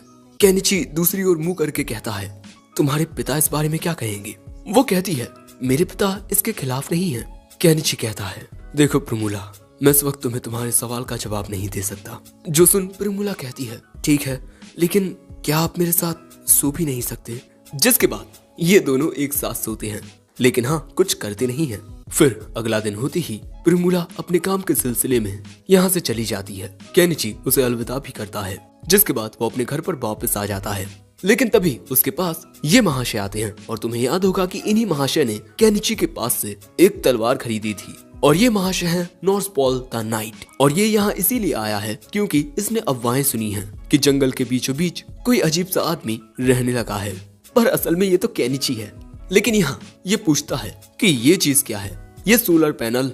केनिची कहता है कि ये मैजिक रिलेटेड बात है, तो मैं आपको बता नहीं सकता, प्लीज आप इस बात को सीक्रेट रखिएगा। नॉर्सपॉल कहता है ठीक है। लेकिन यहाँ पर नॉर्सपॉल केनिची से चाकू बनाने की स्टील खरीद लेता है। अब यहाँ चाहिए तो उसे एक लंबी तलवार थी, लेकिन केनिची उन्हें अपने पास नहीं रखता। इसीलिए केनिची ने नॉर्सपॉल को ये स्टील दे दी है, जिसकी मदद से वो किसी भी ब्लैक स्मिथ से अपने लिए एक अच्छी तलवार बनवा सकता है। वैसे इसके बाद नॉर्सपॉल केनिची को एक इंटरेस्टिंग बात बताता है। मैंने सुना है कि एम्पायर में कोई ऐसा मेज आया है जिसके पास ऐसी अनोखी ताकत है जिसके बारे में पहले कभी किसी ने नहीं सुना। उसके पास एक मशीन है जिसके अंदर से ये पीले रंग का कोई सॉस निकलता है, उसका कुछ मायो ऐसा नाम था। केनिची कहता है तुम्हारे कहने का मतलब मियोनीज। नॉर्सपॉल उसे ये भी बताता है अफवाहों के मुताबिक उसने एक ड्रैगन को भी हरा दिया है। केनिची को समझ नहीं आता कि उसने मियोनीज की मदद से ड्रैगन को कैसे हरा दिया। साथ ही उसे इस बात का भी यकीन हो जाता है कि उसकी दुनिया से एम्पायर में कोई तो रीइंकार्नेट हुआ है। पर इसी के साथ ये एपिसोड एंड हो जाता है। एपिसोड 4 की शुरुआत में हम देखते हैं कि अब ऐसे ही 1 महीना गुजर चुका है और अब प्रिमूला कभी भी आती होगी। लेकिन तभी अचानक बाजार में अचानक ही हड़बड़ मचने लगती है और तभी मार्गरेट केनिची के पास आती है, जिसके बाद केनिची एक भीड़ में आता है और यहाँ वो देखता है कि प्रिमूला के पिता मिस्टर मेलो कुछ एडवेंचरर्स से गिड़गिड़ाते हुए भीख मांग रहे हैं कि प्लीज मेरी बेटी को बचा लो, मैं तुम्हें मुंह मांगे पैसे दूंगा। लेकिन वो एडवेंचरर उसकी बात नहीं सुनता, इसीलिए वो गिड़गिड़ाते हुए वहाँ भीड़ में मौजूद सबसे कहने लगते हैं प्लीज कोई मेरी बेटी को बचा लो।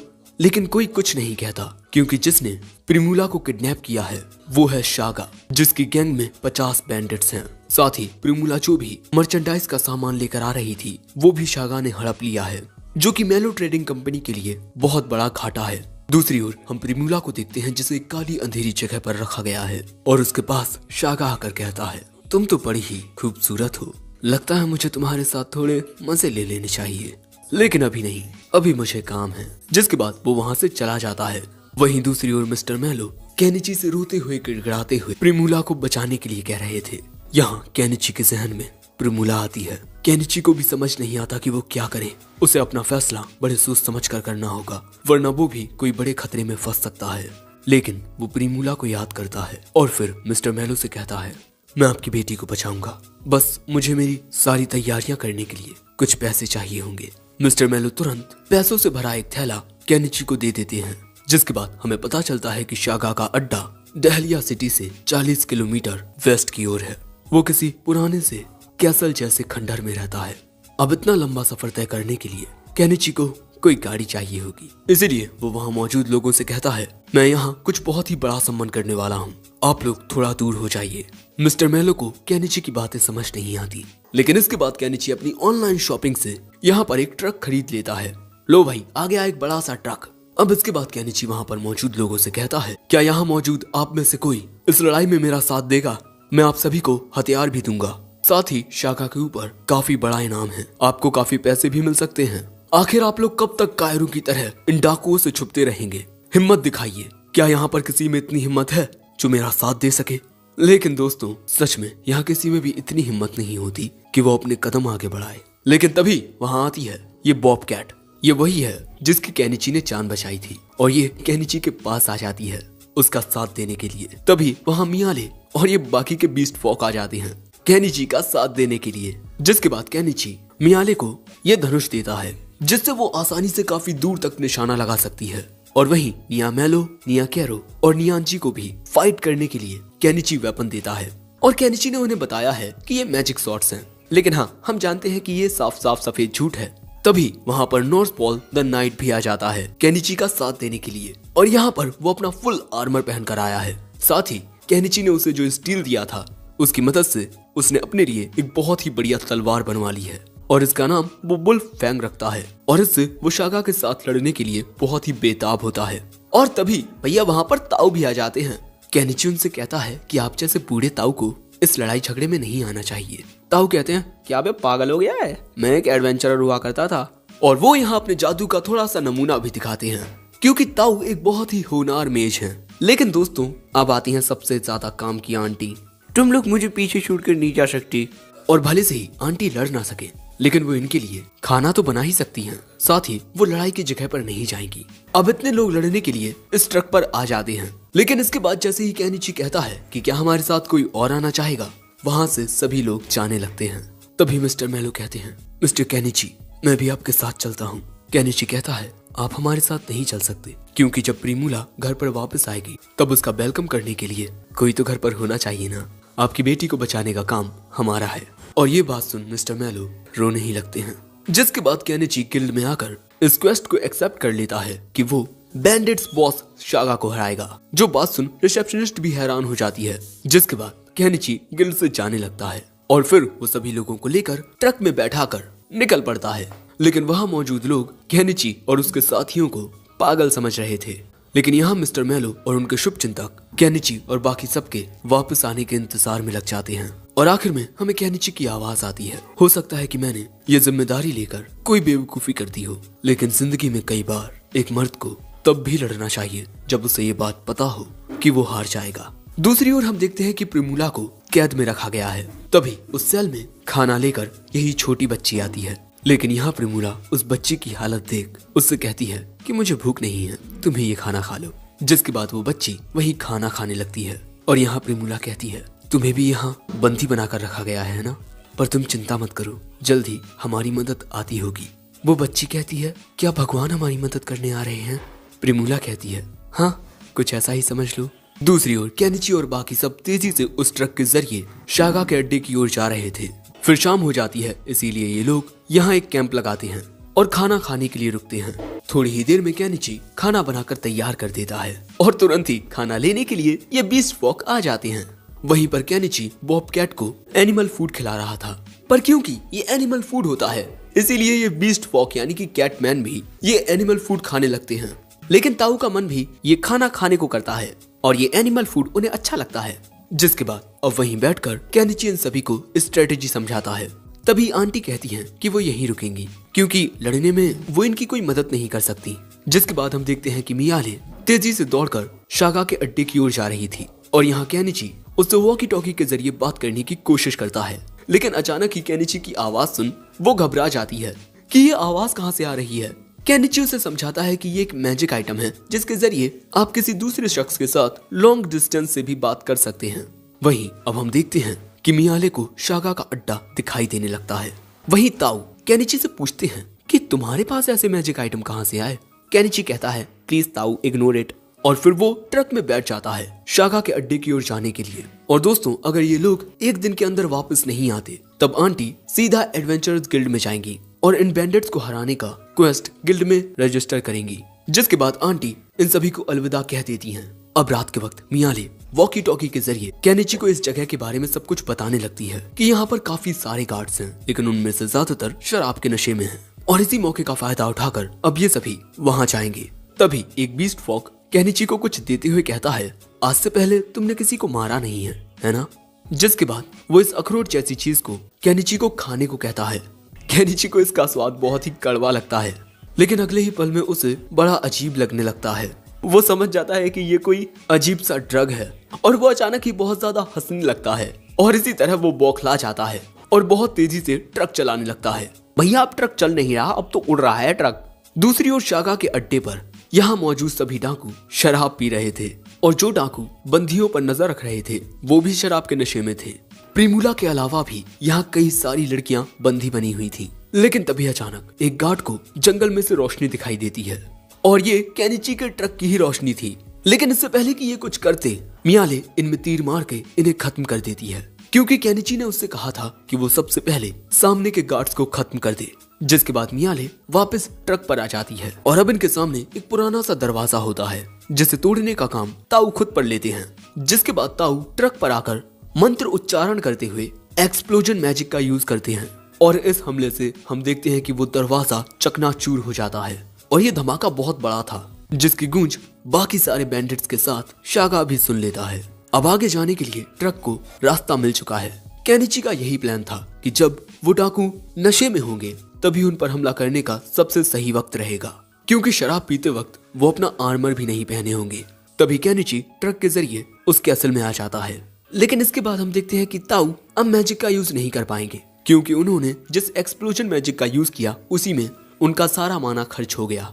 लेकिन तभी बीस्ट फॉक नीचे आकर इन बैंडिट्स को मारना शुरू कर देते हैं, और जो भी इन बीस्ट फॉक पर पीछे से हमला करता है मियाले उसे अपने तीर से मार देती है। लेकिन तभी अचानक बैंडिट्स भी अपने अपने हथियार लेकर लड़ने आने लगते हैं। इसीलिए अब नॉर्स पॉल बाहर निकलता है अपनी बुल्फ फैंग के साथ, और वो उसके सामने आने वाले बैंडिट्स को आसानी से काटता जा रहा था। लेकिन तभी एक बैंडिट केनिची पर पीछे से हमला करने आता है, जो देख बॉबकैट उस बैंडिट के ऊपर कूद पड़ती है और अगले ही पल में मियाले उसे अपने तीर से मार देती है। लेकिन अगले ही पल में इनकी ओर वहां मौजूद सभी बैंडिट्स एक साथ हमला करने के लिए टूट पड़ते हैं, जो देख ये सभी हैरान हो जाते हैं। लेकिन तभी केनिची अपने पास से सम्मन करता है अपनी ये बैकोई, जो देख सभी बैंडिट्स के होश उड़ जाते हैं। जिसके बाद केनिची उसमें बैठकर बहुत तेज लाइट जला लेता है ताकि सामने किसी को कुछ दिखाई ही ना दे, और इसके बाद वो उसी मशीन से इन बैंडिट्स पर हमला करना शुरू कर देता है। और इसी मौके का फायदा उठाकर ये बीस्ट फॉक भी उनके आसपास मौजूद बैंडिट्स को खत्म करने लगते हैं। मियाले भी लगातार सभी पर तीरों से वार कर रही थी। तभी हम देखते हैं कि एक मोटा सा बैंडिट नॉर्स पॉल पर अपने हथियार से हमला करता है। उसके हमले से बचकर नॉर्स पॉल अगले ही पल में अपनी तलवार से उसके वेपन को तोड़ देता है, और फिर अगले ही पल में उस बैंडिट को भी खत्म कर देता है। दूसरी ओर केनिची की मशीन से डरकर जो बैंडिट्स थे वो भी भागना शुरू कर देते हैं, लेकिन केनिची भी उन्हें उठा उठाकर फेंक रहा था। जिसके बाद केनिची तेजी से जाकर सामने की एक दीवार को तोड़ देता है। और दोस्तों, ये वही जगह है जहाँ पर वो लड़कियां कैद थी। अब केनिची की मशीन में लगी लाइट की वजह से केनिची का चेहरा सही से दिखाई नहीं देता, और यहीं पर कैद वो बच्ची केनिची को देखकर उसे भगवान समझ लेती है। लेकिन केनिची देखता है कि यहाँ पर प्रिमूला नहीं होती, क्योंकि दोस्तों शागा ने प्रिमूला को अलग से बंदी बनाया हुआ है। लेकिन प्रिमूला यहाँ देखती है कि ये मुझे बचाने के लिए आया। तभी केनिची कहता है, हे कायर, हिम्मत है तो एक लड़की का सहारा लेना बंद कर। लेकिन शागा कहता है, हिम्मत तो मुझ में बहुत है, लेकिन मैं बेवकूफ नहीं हूँ। तुम सभी अपने सभी हथियारों को नीचे डाल दो, वरना ये लड़की, समझ रहे हो ना। और अगले ही पल में जो शागा होता है वो प्रिमूला के कपड़े फाड़ने लगता है और उसे चाटते हुए कहता है, कितनी बुरी बात है कि मैं अब तक तुम्हारे साथ बिल्कुल मजे नहीं कर पाया। लेकिन तभी केनिची धीरे से मियाले से कुछ कहता है। वो एक लेजर के जरिए पल भर के लिए शागा को अंधा कर देगा, और मियाले को उसी मौके का फायदा उठाना होगा। और तभी अगले ही पल में वो लेजर शागा की आंख में पड़ती है। शागा को पल भर के लिए कुछ दिखाई नहीं देता। वो प्रिमूला को छोड़ देता है, और इसी मौके का फायदा उठाकर मियाले शागा के ऊपर वार करती है, जो शागा के कंधे में जाकर लगता है। इसी मौके का फायदा उठाकर प्रिमूला केनिची की ओर भागती है, जो देख शागा अब प्रिमूला पर अपनी तलवार से पीछे से वार करने ही वाला था कि तभी अचानक ना जाने क्या होता है, कोई अजीब सी ताकत उसे दूर फेंक देती है, जिससे शागा वहां नीचे जाकर गिरता है। और अब वो सीधा मियाले के निशाने पर था, जिसके बाद मियाले अपने तीर से शागा को खत्म कर देती है। वही प्रिमूला केनिची के पास जाकर उसके गले लग जाती है। और दोस्तों, क्योंकि केनिची ने वो ड्रग खाया है जिस वजह से वो अपने ऊपर से काबू खो रहा है, उसका मन इस वक्त प्रिमूला को यहीं पटक कर, तुम समझ रहे हो ना। साथ ही दोस्तों, यहाँ पर बंदी बनाई हुई काफी दूसरी लड़कियां भी होती हैं। जिसके बाद मियांजी दौड़ते हुए आंटी के पास जाता है उन्हें बताने के लिए कि इनका प्लान कामयाब रहा। जिसके बाद केनिची अपनी मशीन को गायब कर देता है, और वहाँ पर जितनी भी लड़कियां थी उन सभी के कपड़े फटे हुए थे, इसीलिए केनिची उनके लिए कपड़े खरीदता है। लेकिन इस वक्त प्रिमूला और बाकी की लड़कियां नहा रही हैं। लेकिन तभी केनिची इस छोटी बच्ची को देख प्रिमूला से कहता है कि इसे भी नहला देना प्लीज। साथ ही वो प्रिमूला को कैंची भी देता है, जिससे वो इस बच्ची के बालों को सही से काट देगी। लेकिन इसे देख प्रिमूला केनिची की पीठ से चिपक कर कहती है कि क्या हम इसे भी अपनी कंपनी में बेच सकते हैं, ये काफी अच्छा प्रोडक्ट लग रहा है। लेकिन इस तरह चिपकने की वजह से उसका टॉवल खुल जाता है। सो एक औरत कहती है, यह अच्छी बात नहीं है कि तुम बिना कपड़ों के किसी आदमी से इस तरह चिपको। जो बात सुन प्रिमूला तुरंत वहां से शर्मा कर चली जाती है। जिसके बाद केनिची इस छोटी बच्ची के लिए एक प्यारी सी ड्रेस खरीदता है और कहता है, तुम इस ड्रेस में बहुत अच्छी लग रही हो, वैसे तुम्हारा नाम क्या है। ये बच्ची अपना नाम एनी मोने बताती है। हम इसे प्यार से एनी कहेंगे। केनिची भी इस बच्ची को अपना नाम बताता है और दोस्तों मैं बता दूं कि अब ये बच्ची भी केनिची की जिंदगी में आ चुकी है। जिसके बाद एनी इन्हें एक लेटर देती है जो शागा के पास आया था। दोस्तों प्रिमूला को किडनैप करने के लिए किसी नोबल ने शागा को ऑर्डर दिया था। जिसके बाद इन सभी को सुरक्षित देखकर आंटी भी इमोशनल हो जाती हैं और एनी को देख वो कहती हैं, इन डाकुओं ने इतनी छोटी बच्ची को भी नहीं छोड़ा। अगर मेरी बेटी जिंदा होती तब वो इसी की उम्र की होती। दोस्तों आंटी की बेटी किसी बीमारी की वजह से मर गई और क्योंकि बहुत ज्यादा रात हो चुकी थी इसीलिए आज रात ये लोग इसी बैंडिट्स के कैसल में रुकते हैं। सभी औरतों को सोने के लिए केनिची उन्हें बिस्तर देता है। साथ ही केनिची के साथ ये छोटी बच्ची और प्रिमूला सोते हैं। और इसी एपिसोड 5 की शुरुआत में हमें केनिची का ट्रक दिखाया जाता है जिसमें हम प्रिमूला को सोते हुए देखते हैं।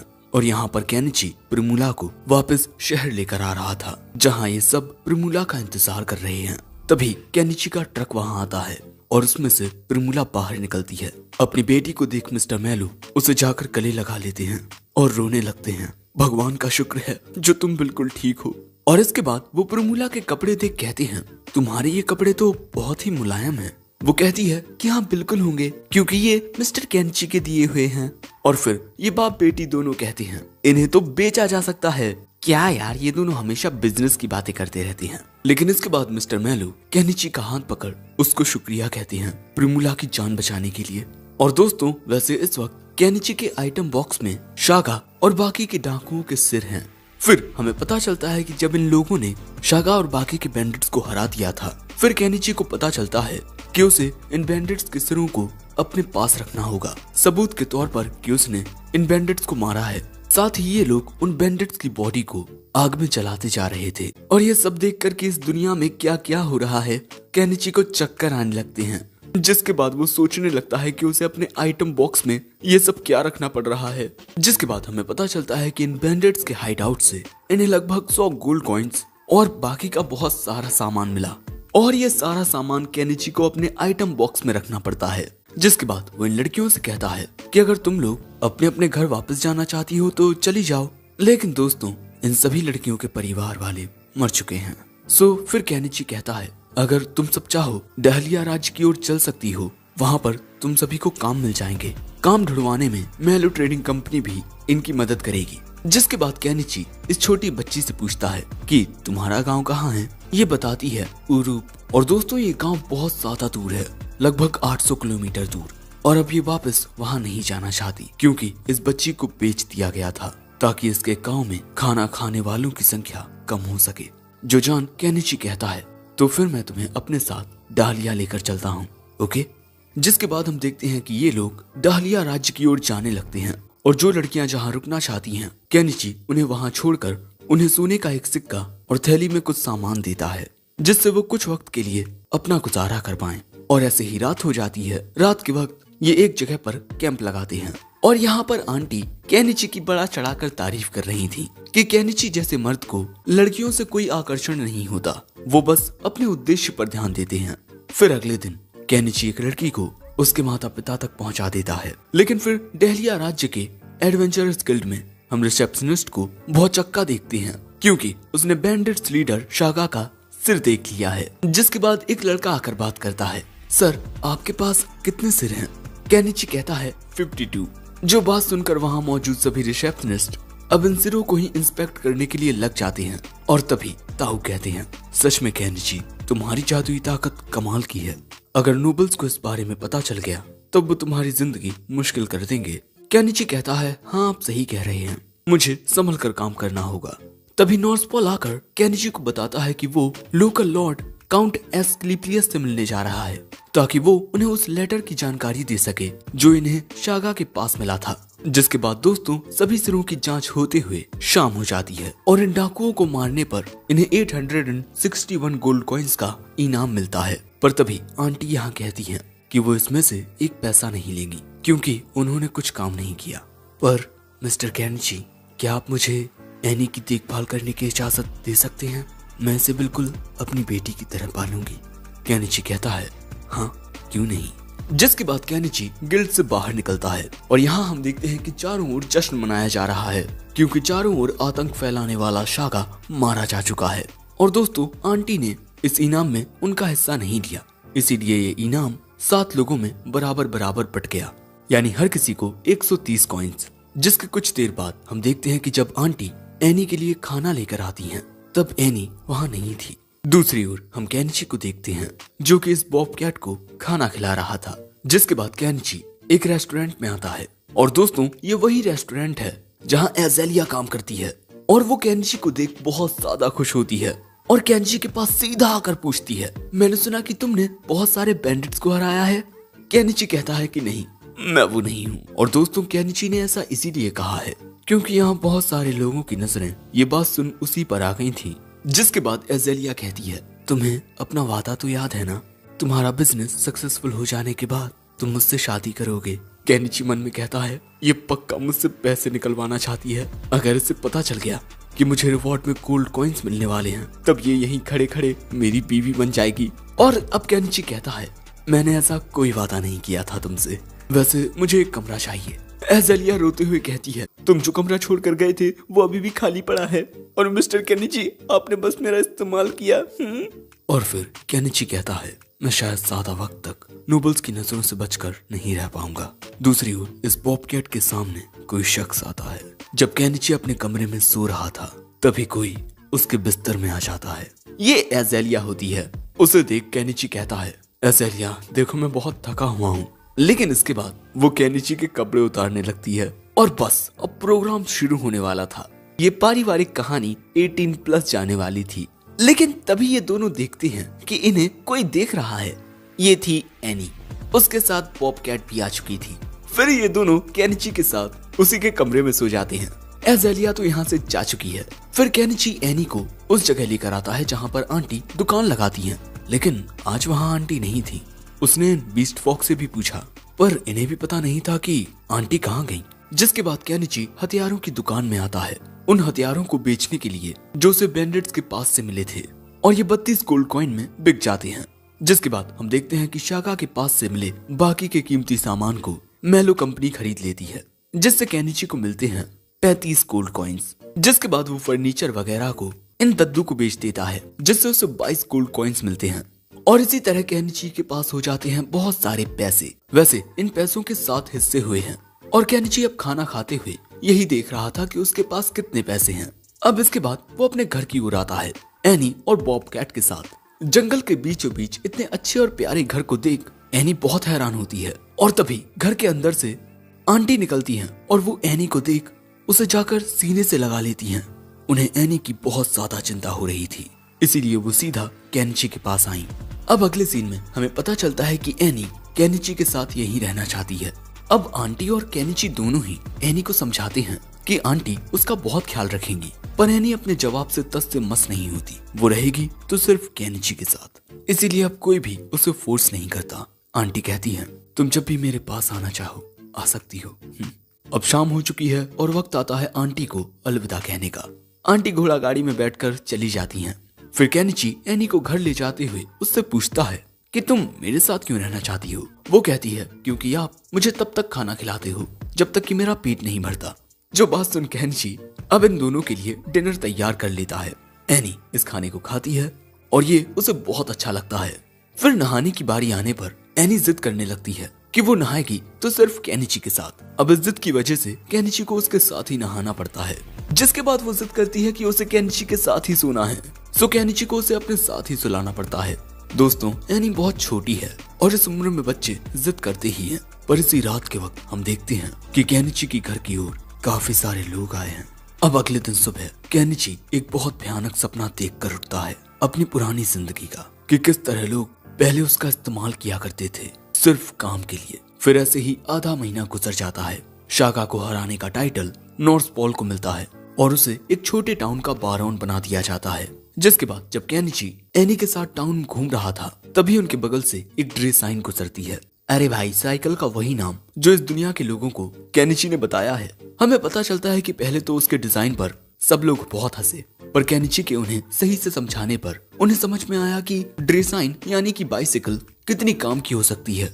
फिर ये बाप बेटी यहाँ माफी भी मांगते हैं क्योंकि पहले केनिची के डिजाइन पर ये दोनों बहुत हंसे और फिर केनिची ऐसे ही एनी के साथ आगे बढ़ने लगता है। पर दोस्तों कुछ लोग केनिची का पीछा कर रहे थे।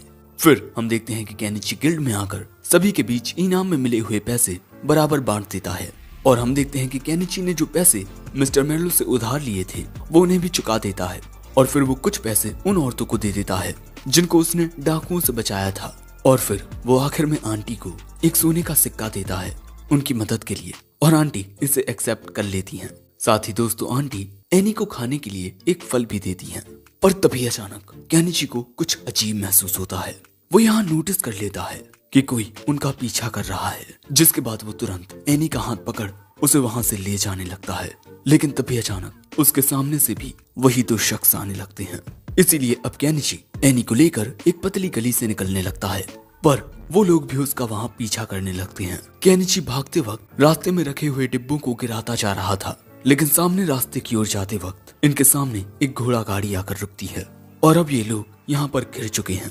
ये लोग कहते हैं हमारे एम्प्लॉयर तुमसे मिलना चाहते हैं, इसीलिए जल्दी चुपचाप इस घोड़ा गाड़ी में जाकर बैठ जाओ। लेकिन अगले ही पल में केनिची कुछ पटाखे खरीद कर उन्हें यहीं फोड़ देता है और इन पटाखों के फटने की वजह से ये लोग डर जाते हैं। इसी मौके का फायदा उठाकर केनिची और एनी घोड़ा गाड़ी के नीचे से निकल आते हैं, जिसके बाद केनिची इनके सामने इस तरीके से तीरों को तान देता है। पर क्योंकि अब वहाँ चारों ओर बहुत लोग आ चुके थे, इसीलिए वो लोग अब यहाँ से भाग जाते हैं और अगले ही पल में एक घोड़ा गाड़ी में बैठकर केनिची के पास मिस्टर मेलो आते हैं।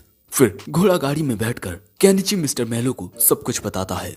ये सब जानकर मिस्टर मेलो कहते हैं मेरे ख्याल से आपको लोकल लॉर्ड के पास जाना चाहिए। पर केनिची कहता है कि अगर उन्होंने मुझसे टैक्स मांगा तब मैं उन्हें मना नहीं कर पाऊंगा, इसलिए केनिची वहाँ नहीं जाता। फिर मिस्टर मेलो इन दोनों को एक जगह छोड़ देते हैं। अब फिर रात के वक्त अपने पिता से ये जानकर कि वो केनिची से मिले, प्रिमूला कहती है मैं भी उनसे मिलना चाहती थी। दोस्तों ड्रेसाइन के इन्वेंशन के लिए जो लॉर्ड हैं उन्होंने मेलो ट्रेडिंग कंपनी की बहुत तारीफ की है और ड्रेसाइन के इन्वेंशन की वजह से इन्हें एक नया फैमिली नेम भी मिल गया है। जैसे अब प्रिमूला का नाम प्रिमूला ने ड्रेसाइन है और अब प्रिमूला के पिता कहते हैं कि मिस्टर केनिची का हम पर एक बहुत बड़ा एहसान हो गया है और अब ये कर्ज हमें चुकाना होगा। अगले सीन में हम प्रिमूला को उसके कमरे में देखते हैं और यहाँ हमें वो बताती है कि पहली बार मिलने पर उसे केनिची सिर्फ एक मामूली सा मिडिल एज मैन लगा, लेकिन जैसे जैसे वो उसके बारे में जानती गई उसकी हर एक बात प्रिमूला को इम्प्रेस करती गई और अब तो उसके परिवार को रॉयल कैपिटल की ओर से एक फैमिली नेम भी मिल गया है। साथ ही प्रिमूला ने केनिची को लुभाने की बहुत कोशिश की, पर शायद वो कभी उसकी खूबसूरती से आकर्षित ही नहीं हुआ, लेकिन इसके बावजूद भी वो उसे बचाने के लिए आया और इसीलिए अब मुझे पूरा यकीन हो गया है कि मैं इस आदमी से प्यार करती हूँ और इसीलिए अब मैं हमेशा उसे फॉलो करूंगी। फिर दोस्तों एक नई सुबह के साथ प्रिमूला सीधा केनिची के घर की ओर जाने के लिए निकल पड़ती है, अपने दिल में बहुत सारी उम्मीदें लिए कि वो केनिची के साथ एक नई जिंदगी की शुरुआत करेगी। लेकिन उस जगह पर पहुंचते ही हम देखते हैं कि प्रिमूला की आंखों से आंसू गिरने लगते हैं। दोस्तों वहां पर ना ही केनिची का घर था, ना ही उसकी फसलें और ना ही उसके वहां होने का कोई नामो निशान। दोस्तों हम देखते हैं कि केनिची बॉबकैट और एनी के साथ एक मोटर बाइक लेकर वहां से निकल चुका है। रास्ते से गुजरते हुए उसकी मुलाकात मिस्टर फुयो से होती है। अरे वही शख्स जो हमें पहले एपिसोड में मिला था। फिर अगले सीन में फुयो ये बात जानकर बहुत खुश होता है कि केनिची एक मर्चेंट बन चुका है और इसके बाद वो उससे पूछता भी है कि अब तुम कहाँ जा रहे हो। फिर हमें पता चलता है कि केनिची ने अपनी सारी फसलें और अपना घर अपने आइटम बॉक्स में डाल दिया है और दोस्तों अब केनिची ये जगह छोड़कर जा रहा है उन लोगों से बचने के लिए जो उसका पीछा कर रहे हैं। और यहाँ एनी भी उसके साथ जाने को राजी है क्योंकि वो हमेशा उसके साथ ही रहना चाहती है। लेकिन तभी वहाँ ये बॉबकैट भी आ जाती है। केनिची उससे कहता है ये शायद हमारी आखिरी मुलाकात है, अलविदा मेरे दोस्त। जिसके बाद वो वहाँ से निकल जाता है। लेकिन जैसे ही वो रास्ते में थोड़ा आगे बढ़ता है हम देखते हैं कि वो बॉबकैट केनिची के पीछे आ रही थी।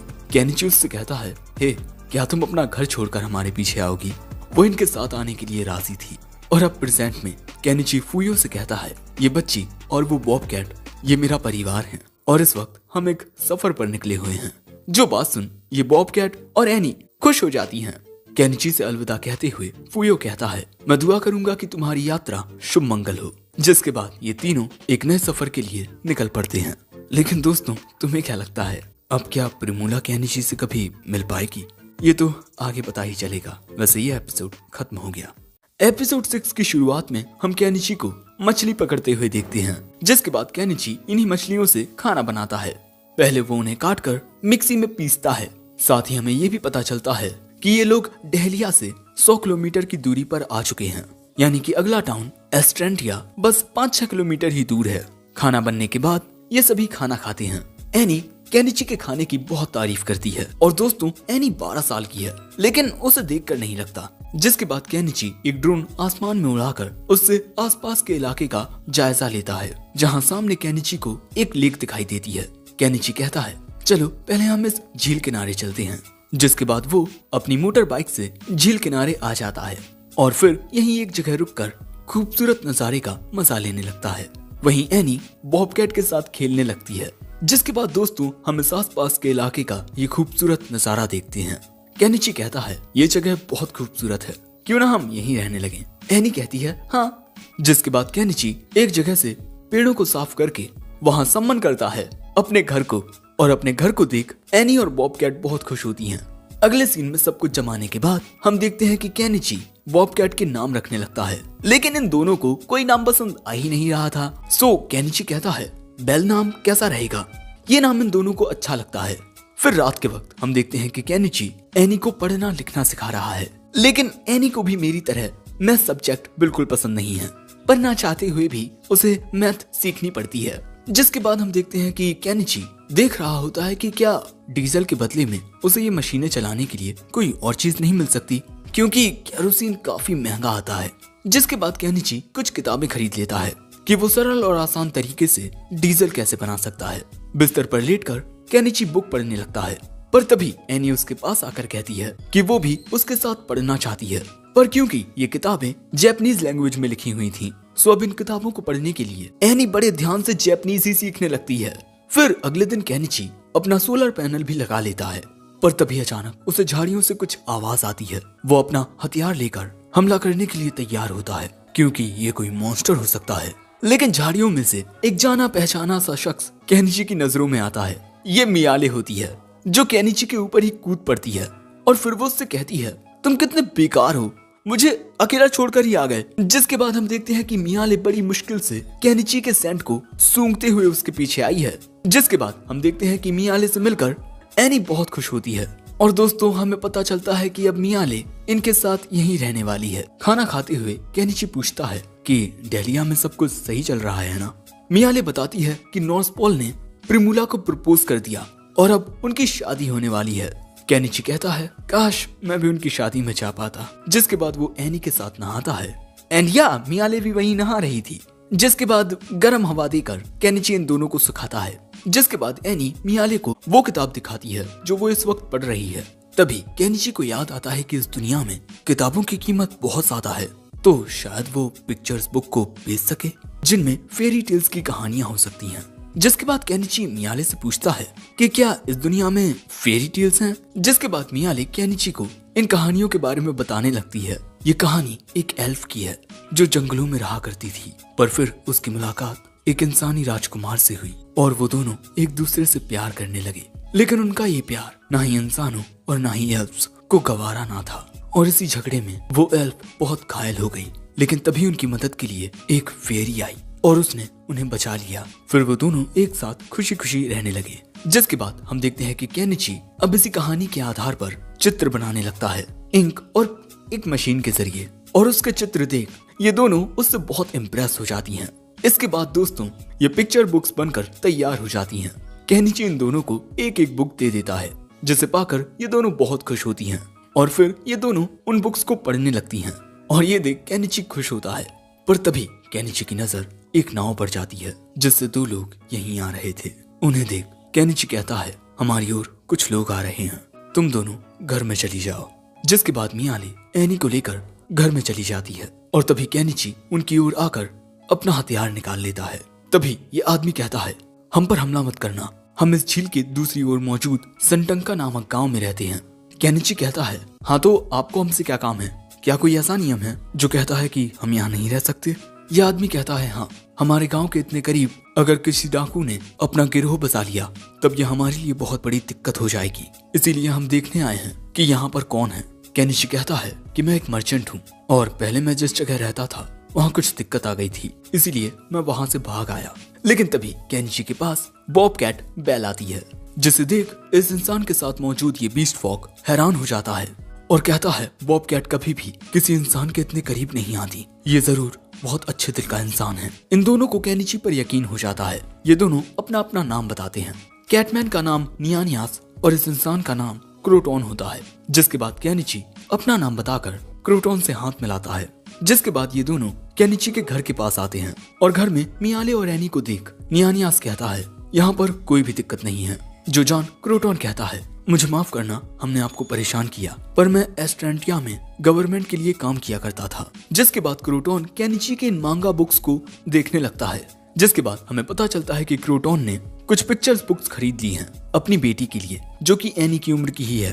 अब जिसके बाद हम घर पर एनी को पिक्चर बुक पढ़ते हुए देखते हैं और दूसरी ओर जंगल में शायद केनिची हर्ब्स इकट्ठा कर रहा था। तभी मियाले उससे आकर पूछती है कि वो क्या कर रहा है।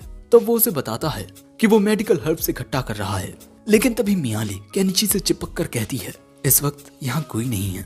जिसके बाद वो केनिची के साथ वहीं पर प्रोग्राम करने लगती है। लो भाई, हो गया 18+, लेकिन कुछ देखने को नहीं मिलने वाला। अब अगले सीन में हम देखते हैं कि केनिची खुद साइंटिस्ट बनकर काफी सारे एक्सपेरिमेंट करने लगता है। एक्सपेरिमेंट में फेल हो जाने के बाद वो सीधा दौड़कर जाकर पानी में कूद पड़ता है। फिर हमें पता चलता है कि केनिची बायोडीजल बनाने की कोशिश कर रहा है। जिसके बाद केनिची अलग अलग बनाए हुए पदार्थ को इस मशीन में डालता है, चेक करने के लिए कि उसका बनाया हुआ बायोडीजल काम कर रहा है कि नहीं। और हाँ, ये काम कर जाता है। इस बात से केनिची तो खुश होता है, लेकिन कई दिनों से उसने एनी पर जरा भी ध्यान नहीं दिया, इसीलिए एनी का मूड सही नहीं होता। इसीलिए केनिची उसे मनाने के लिए आता है। हे एनी, पता है मैं जल्द ही एंट्रांसिया जाने वाला हूँ, क्या तुम चलना चाहोगी? एनी के हाँ कहने से पहले ही मियाले आकर हाँ कह देती है। अब अगले सीन में हम इन सभी को एस्ट्रेंटिया की ओर जाते हुए देखते हैं और हमें पता चलता है कि मियाले पहले भी कई बार एस्ट्रेंटिया जा चुकी है। जिसके बाद ये सभी 10 किलोमीटर का रास्ता तय करके एस्ट्रेंटिया राज्य में पहुंच जाते हैं। लेकिन राज्य के अंदर जाने से पहले ही केनिची अपनी मोटर बाइक को रख देता है। फिर ये तीनों पैदल ही राज्य के अंदर आ जाते हैं। अब यहाँ आने के बाद सबसे पहले ये तीनों आते हैं एस्ट्रेंटिया के एडवेंचरर्स गिल्ड में। अंदर आते ही सबसे पहले इन्हें मिलती हैं मिस रिसेप्शनिस्ट, जिनके इतने ज्यादा बड़े थे कि कुछ पलों के लिए केनिची भी उनमें खो गया। जिसके कुछ देर बाद वो कहता है वो मैं यहाँ आपका मेरा मतलब मैं एस्ट्रेंटिया में रजिस्टर करना चाहता हूँ। और ऐसा करने के लिए केनिची अपना डेहलिया राज्य में बना हुआ एडवेंचरर्स गिल्ड का आइडेंटिटी कार्ड मिस रिसेप्शनिस्ट को दे देता है। उन मैडम के यहाँ से जाते ही हम देखते हैं कि एनी केनिची को गुस्से में घूरने लगती है। पर अगले ही पल में मैडम आकर हैरान होकर केनिची से पूछती हैं क्या तुम वही केनिची हो जिसने डेहलिया राज्य में शाका को हराया था? केनिची कहता है कि प्लीज आप इस खबर को अपने तक ही रखिए। पर तभी एनी कहती है केनिची एक भगवान है। जिसके बाद एडवेंचरर्स गिल्ड में रजिस्टर करने के लिए केनिची को 3 सिल्वर कॉइन देने पड़ते हैं, एक रजिस्टर के लिए 1 सिल्वर कॉइन। जिसके बाद ये लोग एस्ट्रेंटिया के बाजार में आकर खाने के लिए कुछ सामान खरीदते हैं और फिर वहीं एक जगह बैठकर खाना खाने लगते हैं। तभी केनिची इन्हें एक नमक का डिब्बा भी देता है। ये सभी अपने सूप में नमक डाल लेते हैं, जिससे खाने का स्वाद और भी बढ़ जाता है। लेकिन तभी केनिची 2 अजीब से लोगों को नोटिस करता है जो शायद किसी को ढूंढ रहे थे। तभी केनिची की नजर सामने एक आदमी पर जाती है और दोस्तों ये क्रोटॉन था अपनी बेटी के साथ। पर इसके बाद केनिची बाजार में घूमते हुए एंजॉय करने लगता है। तभी उसकी नजर स्नोफ्लेक टूल शॉप नाम की एक दुकान पर जाती है। वो इस दुकान में आता है जहाँ दुकान की मालकिन एक बूढ़ी आंटी थी, हम इसे प्यार से बुड्ढी कहेंगे। अब दुकान में आकर केनिची चारों ओर देखने लगता है। तभी केनिची की नजर एक आइटम पर जाती है। वो पूछता है बुड्ढी, मेरा मतलब सुंदरी, इस टूल का क्या काम है? जिसके बाद हम देखते हैं कि बुड्ढी इस टूल में पानी डालती है, फिर थोड़ी शराब। और दोस्तों इसमें 2 मुख होते हैं, उनमें से पानी अलग हो जाता है और शराब अलग। जो देख केनिची कहता है तो क्या ये एक ऐसा टूल है जिसमें 2 अलग अलग चीजों को डालने पर वो चीजें अलग अलग होकर बाहर निकलती हैं? बुड्ढी कहती है तुम तो काफी होशियार हो। तभी केनिची को आइडिया आता है कि वो इसके जरिए बिना किसी केमिकल के बायोडीजल बना सकता है। जिसके बाद केनिची से खरीदने के लिए इसकी कीमत पूछता है। बुड्ढी कहती है 5 गोल्ड कॉइन। केनिची तुरंत ही गोल्ड कॉइन्स टेबल पर रख देता है। तभी एनी एक बुक लेकर आती है जो कि असल में एक ग्रिमोर थी। केनिची ग्रिमोर नाम सुन बहुत खुश हो जाता है और पूछता है कि क्या ग्रिमोर की मदद से आप मैजिक का यूज कर सकते हैं? बुड्ढी बताती है अगर किसी शख्स के अंदर जरा भी मैजिकल पावर नहीं है तब वो ग्रिमोर के साथ भी मैजिक का यूज नहीं कर पाएगा। पर दोस्तों केनिची का दिल अब मैजिक सीखने पर आ गया है। अरे भाई, दूसरी दुनिया में आए और मैजिक भी ना सीखा। जिसके बाद वो बुढ़ी से इसकी कीमत पूछता है, जिसकी कीमत होती है 10 गोल्ड कॉइन। बुढ़ी सामान बेच बहुत खुश होती है, लेकिन इसके बाद वो ग्रिमोर को लेकर कहती है, ग्रिमोर्स बेचने से पहले हमें इन्हें रजिस्टर करना पड़ता है, तो आप इसे 1 हफ्ते बाद लेने आ सकते हैं। जिसके बाद ये सभी दुकान के बाहर आ जाते हैं, लेकिन तभी चलते हुए केनिची के सामने अचानक ही एक बीस्ट फॉक आ जाता है। केनिची देखता है कि ये तो नियान्यास है, लेकिन हम देखते हैं कि अगले ही पल में नियान्यास यहाँ से भाग जाता है और यही देख केनिची को कुछ सही नहीं लगता। तभी गुजरते हुए केनिची की नजर एक गली में मौजूद इन 2 गुंडों पर जाती है, जिसके कुछ देर बाद इन तीनों को इस गली में से किसी के चिल्लाने की आवाज आती है। दोस्तों, एक छोटी सी गली में इन गुंडे चपाटियों ने मिस्टर क्रोटॉन और उनकी बेटी को घेर लिया है। तभी एनी केनिची से कहती है, क्या तुम इनकी मदद के लिए नहीं जाओगे? केनिची कहता है, हाँ बिल्कुल जाऊंगा। फिर वो उनकी ओर जाने लगता है।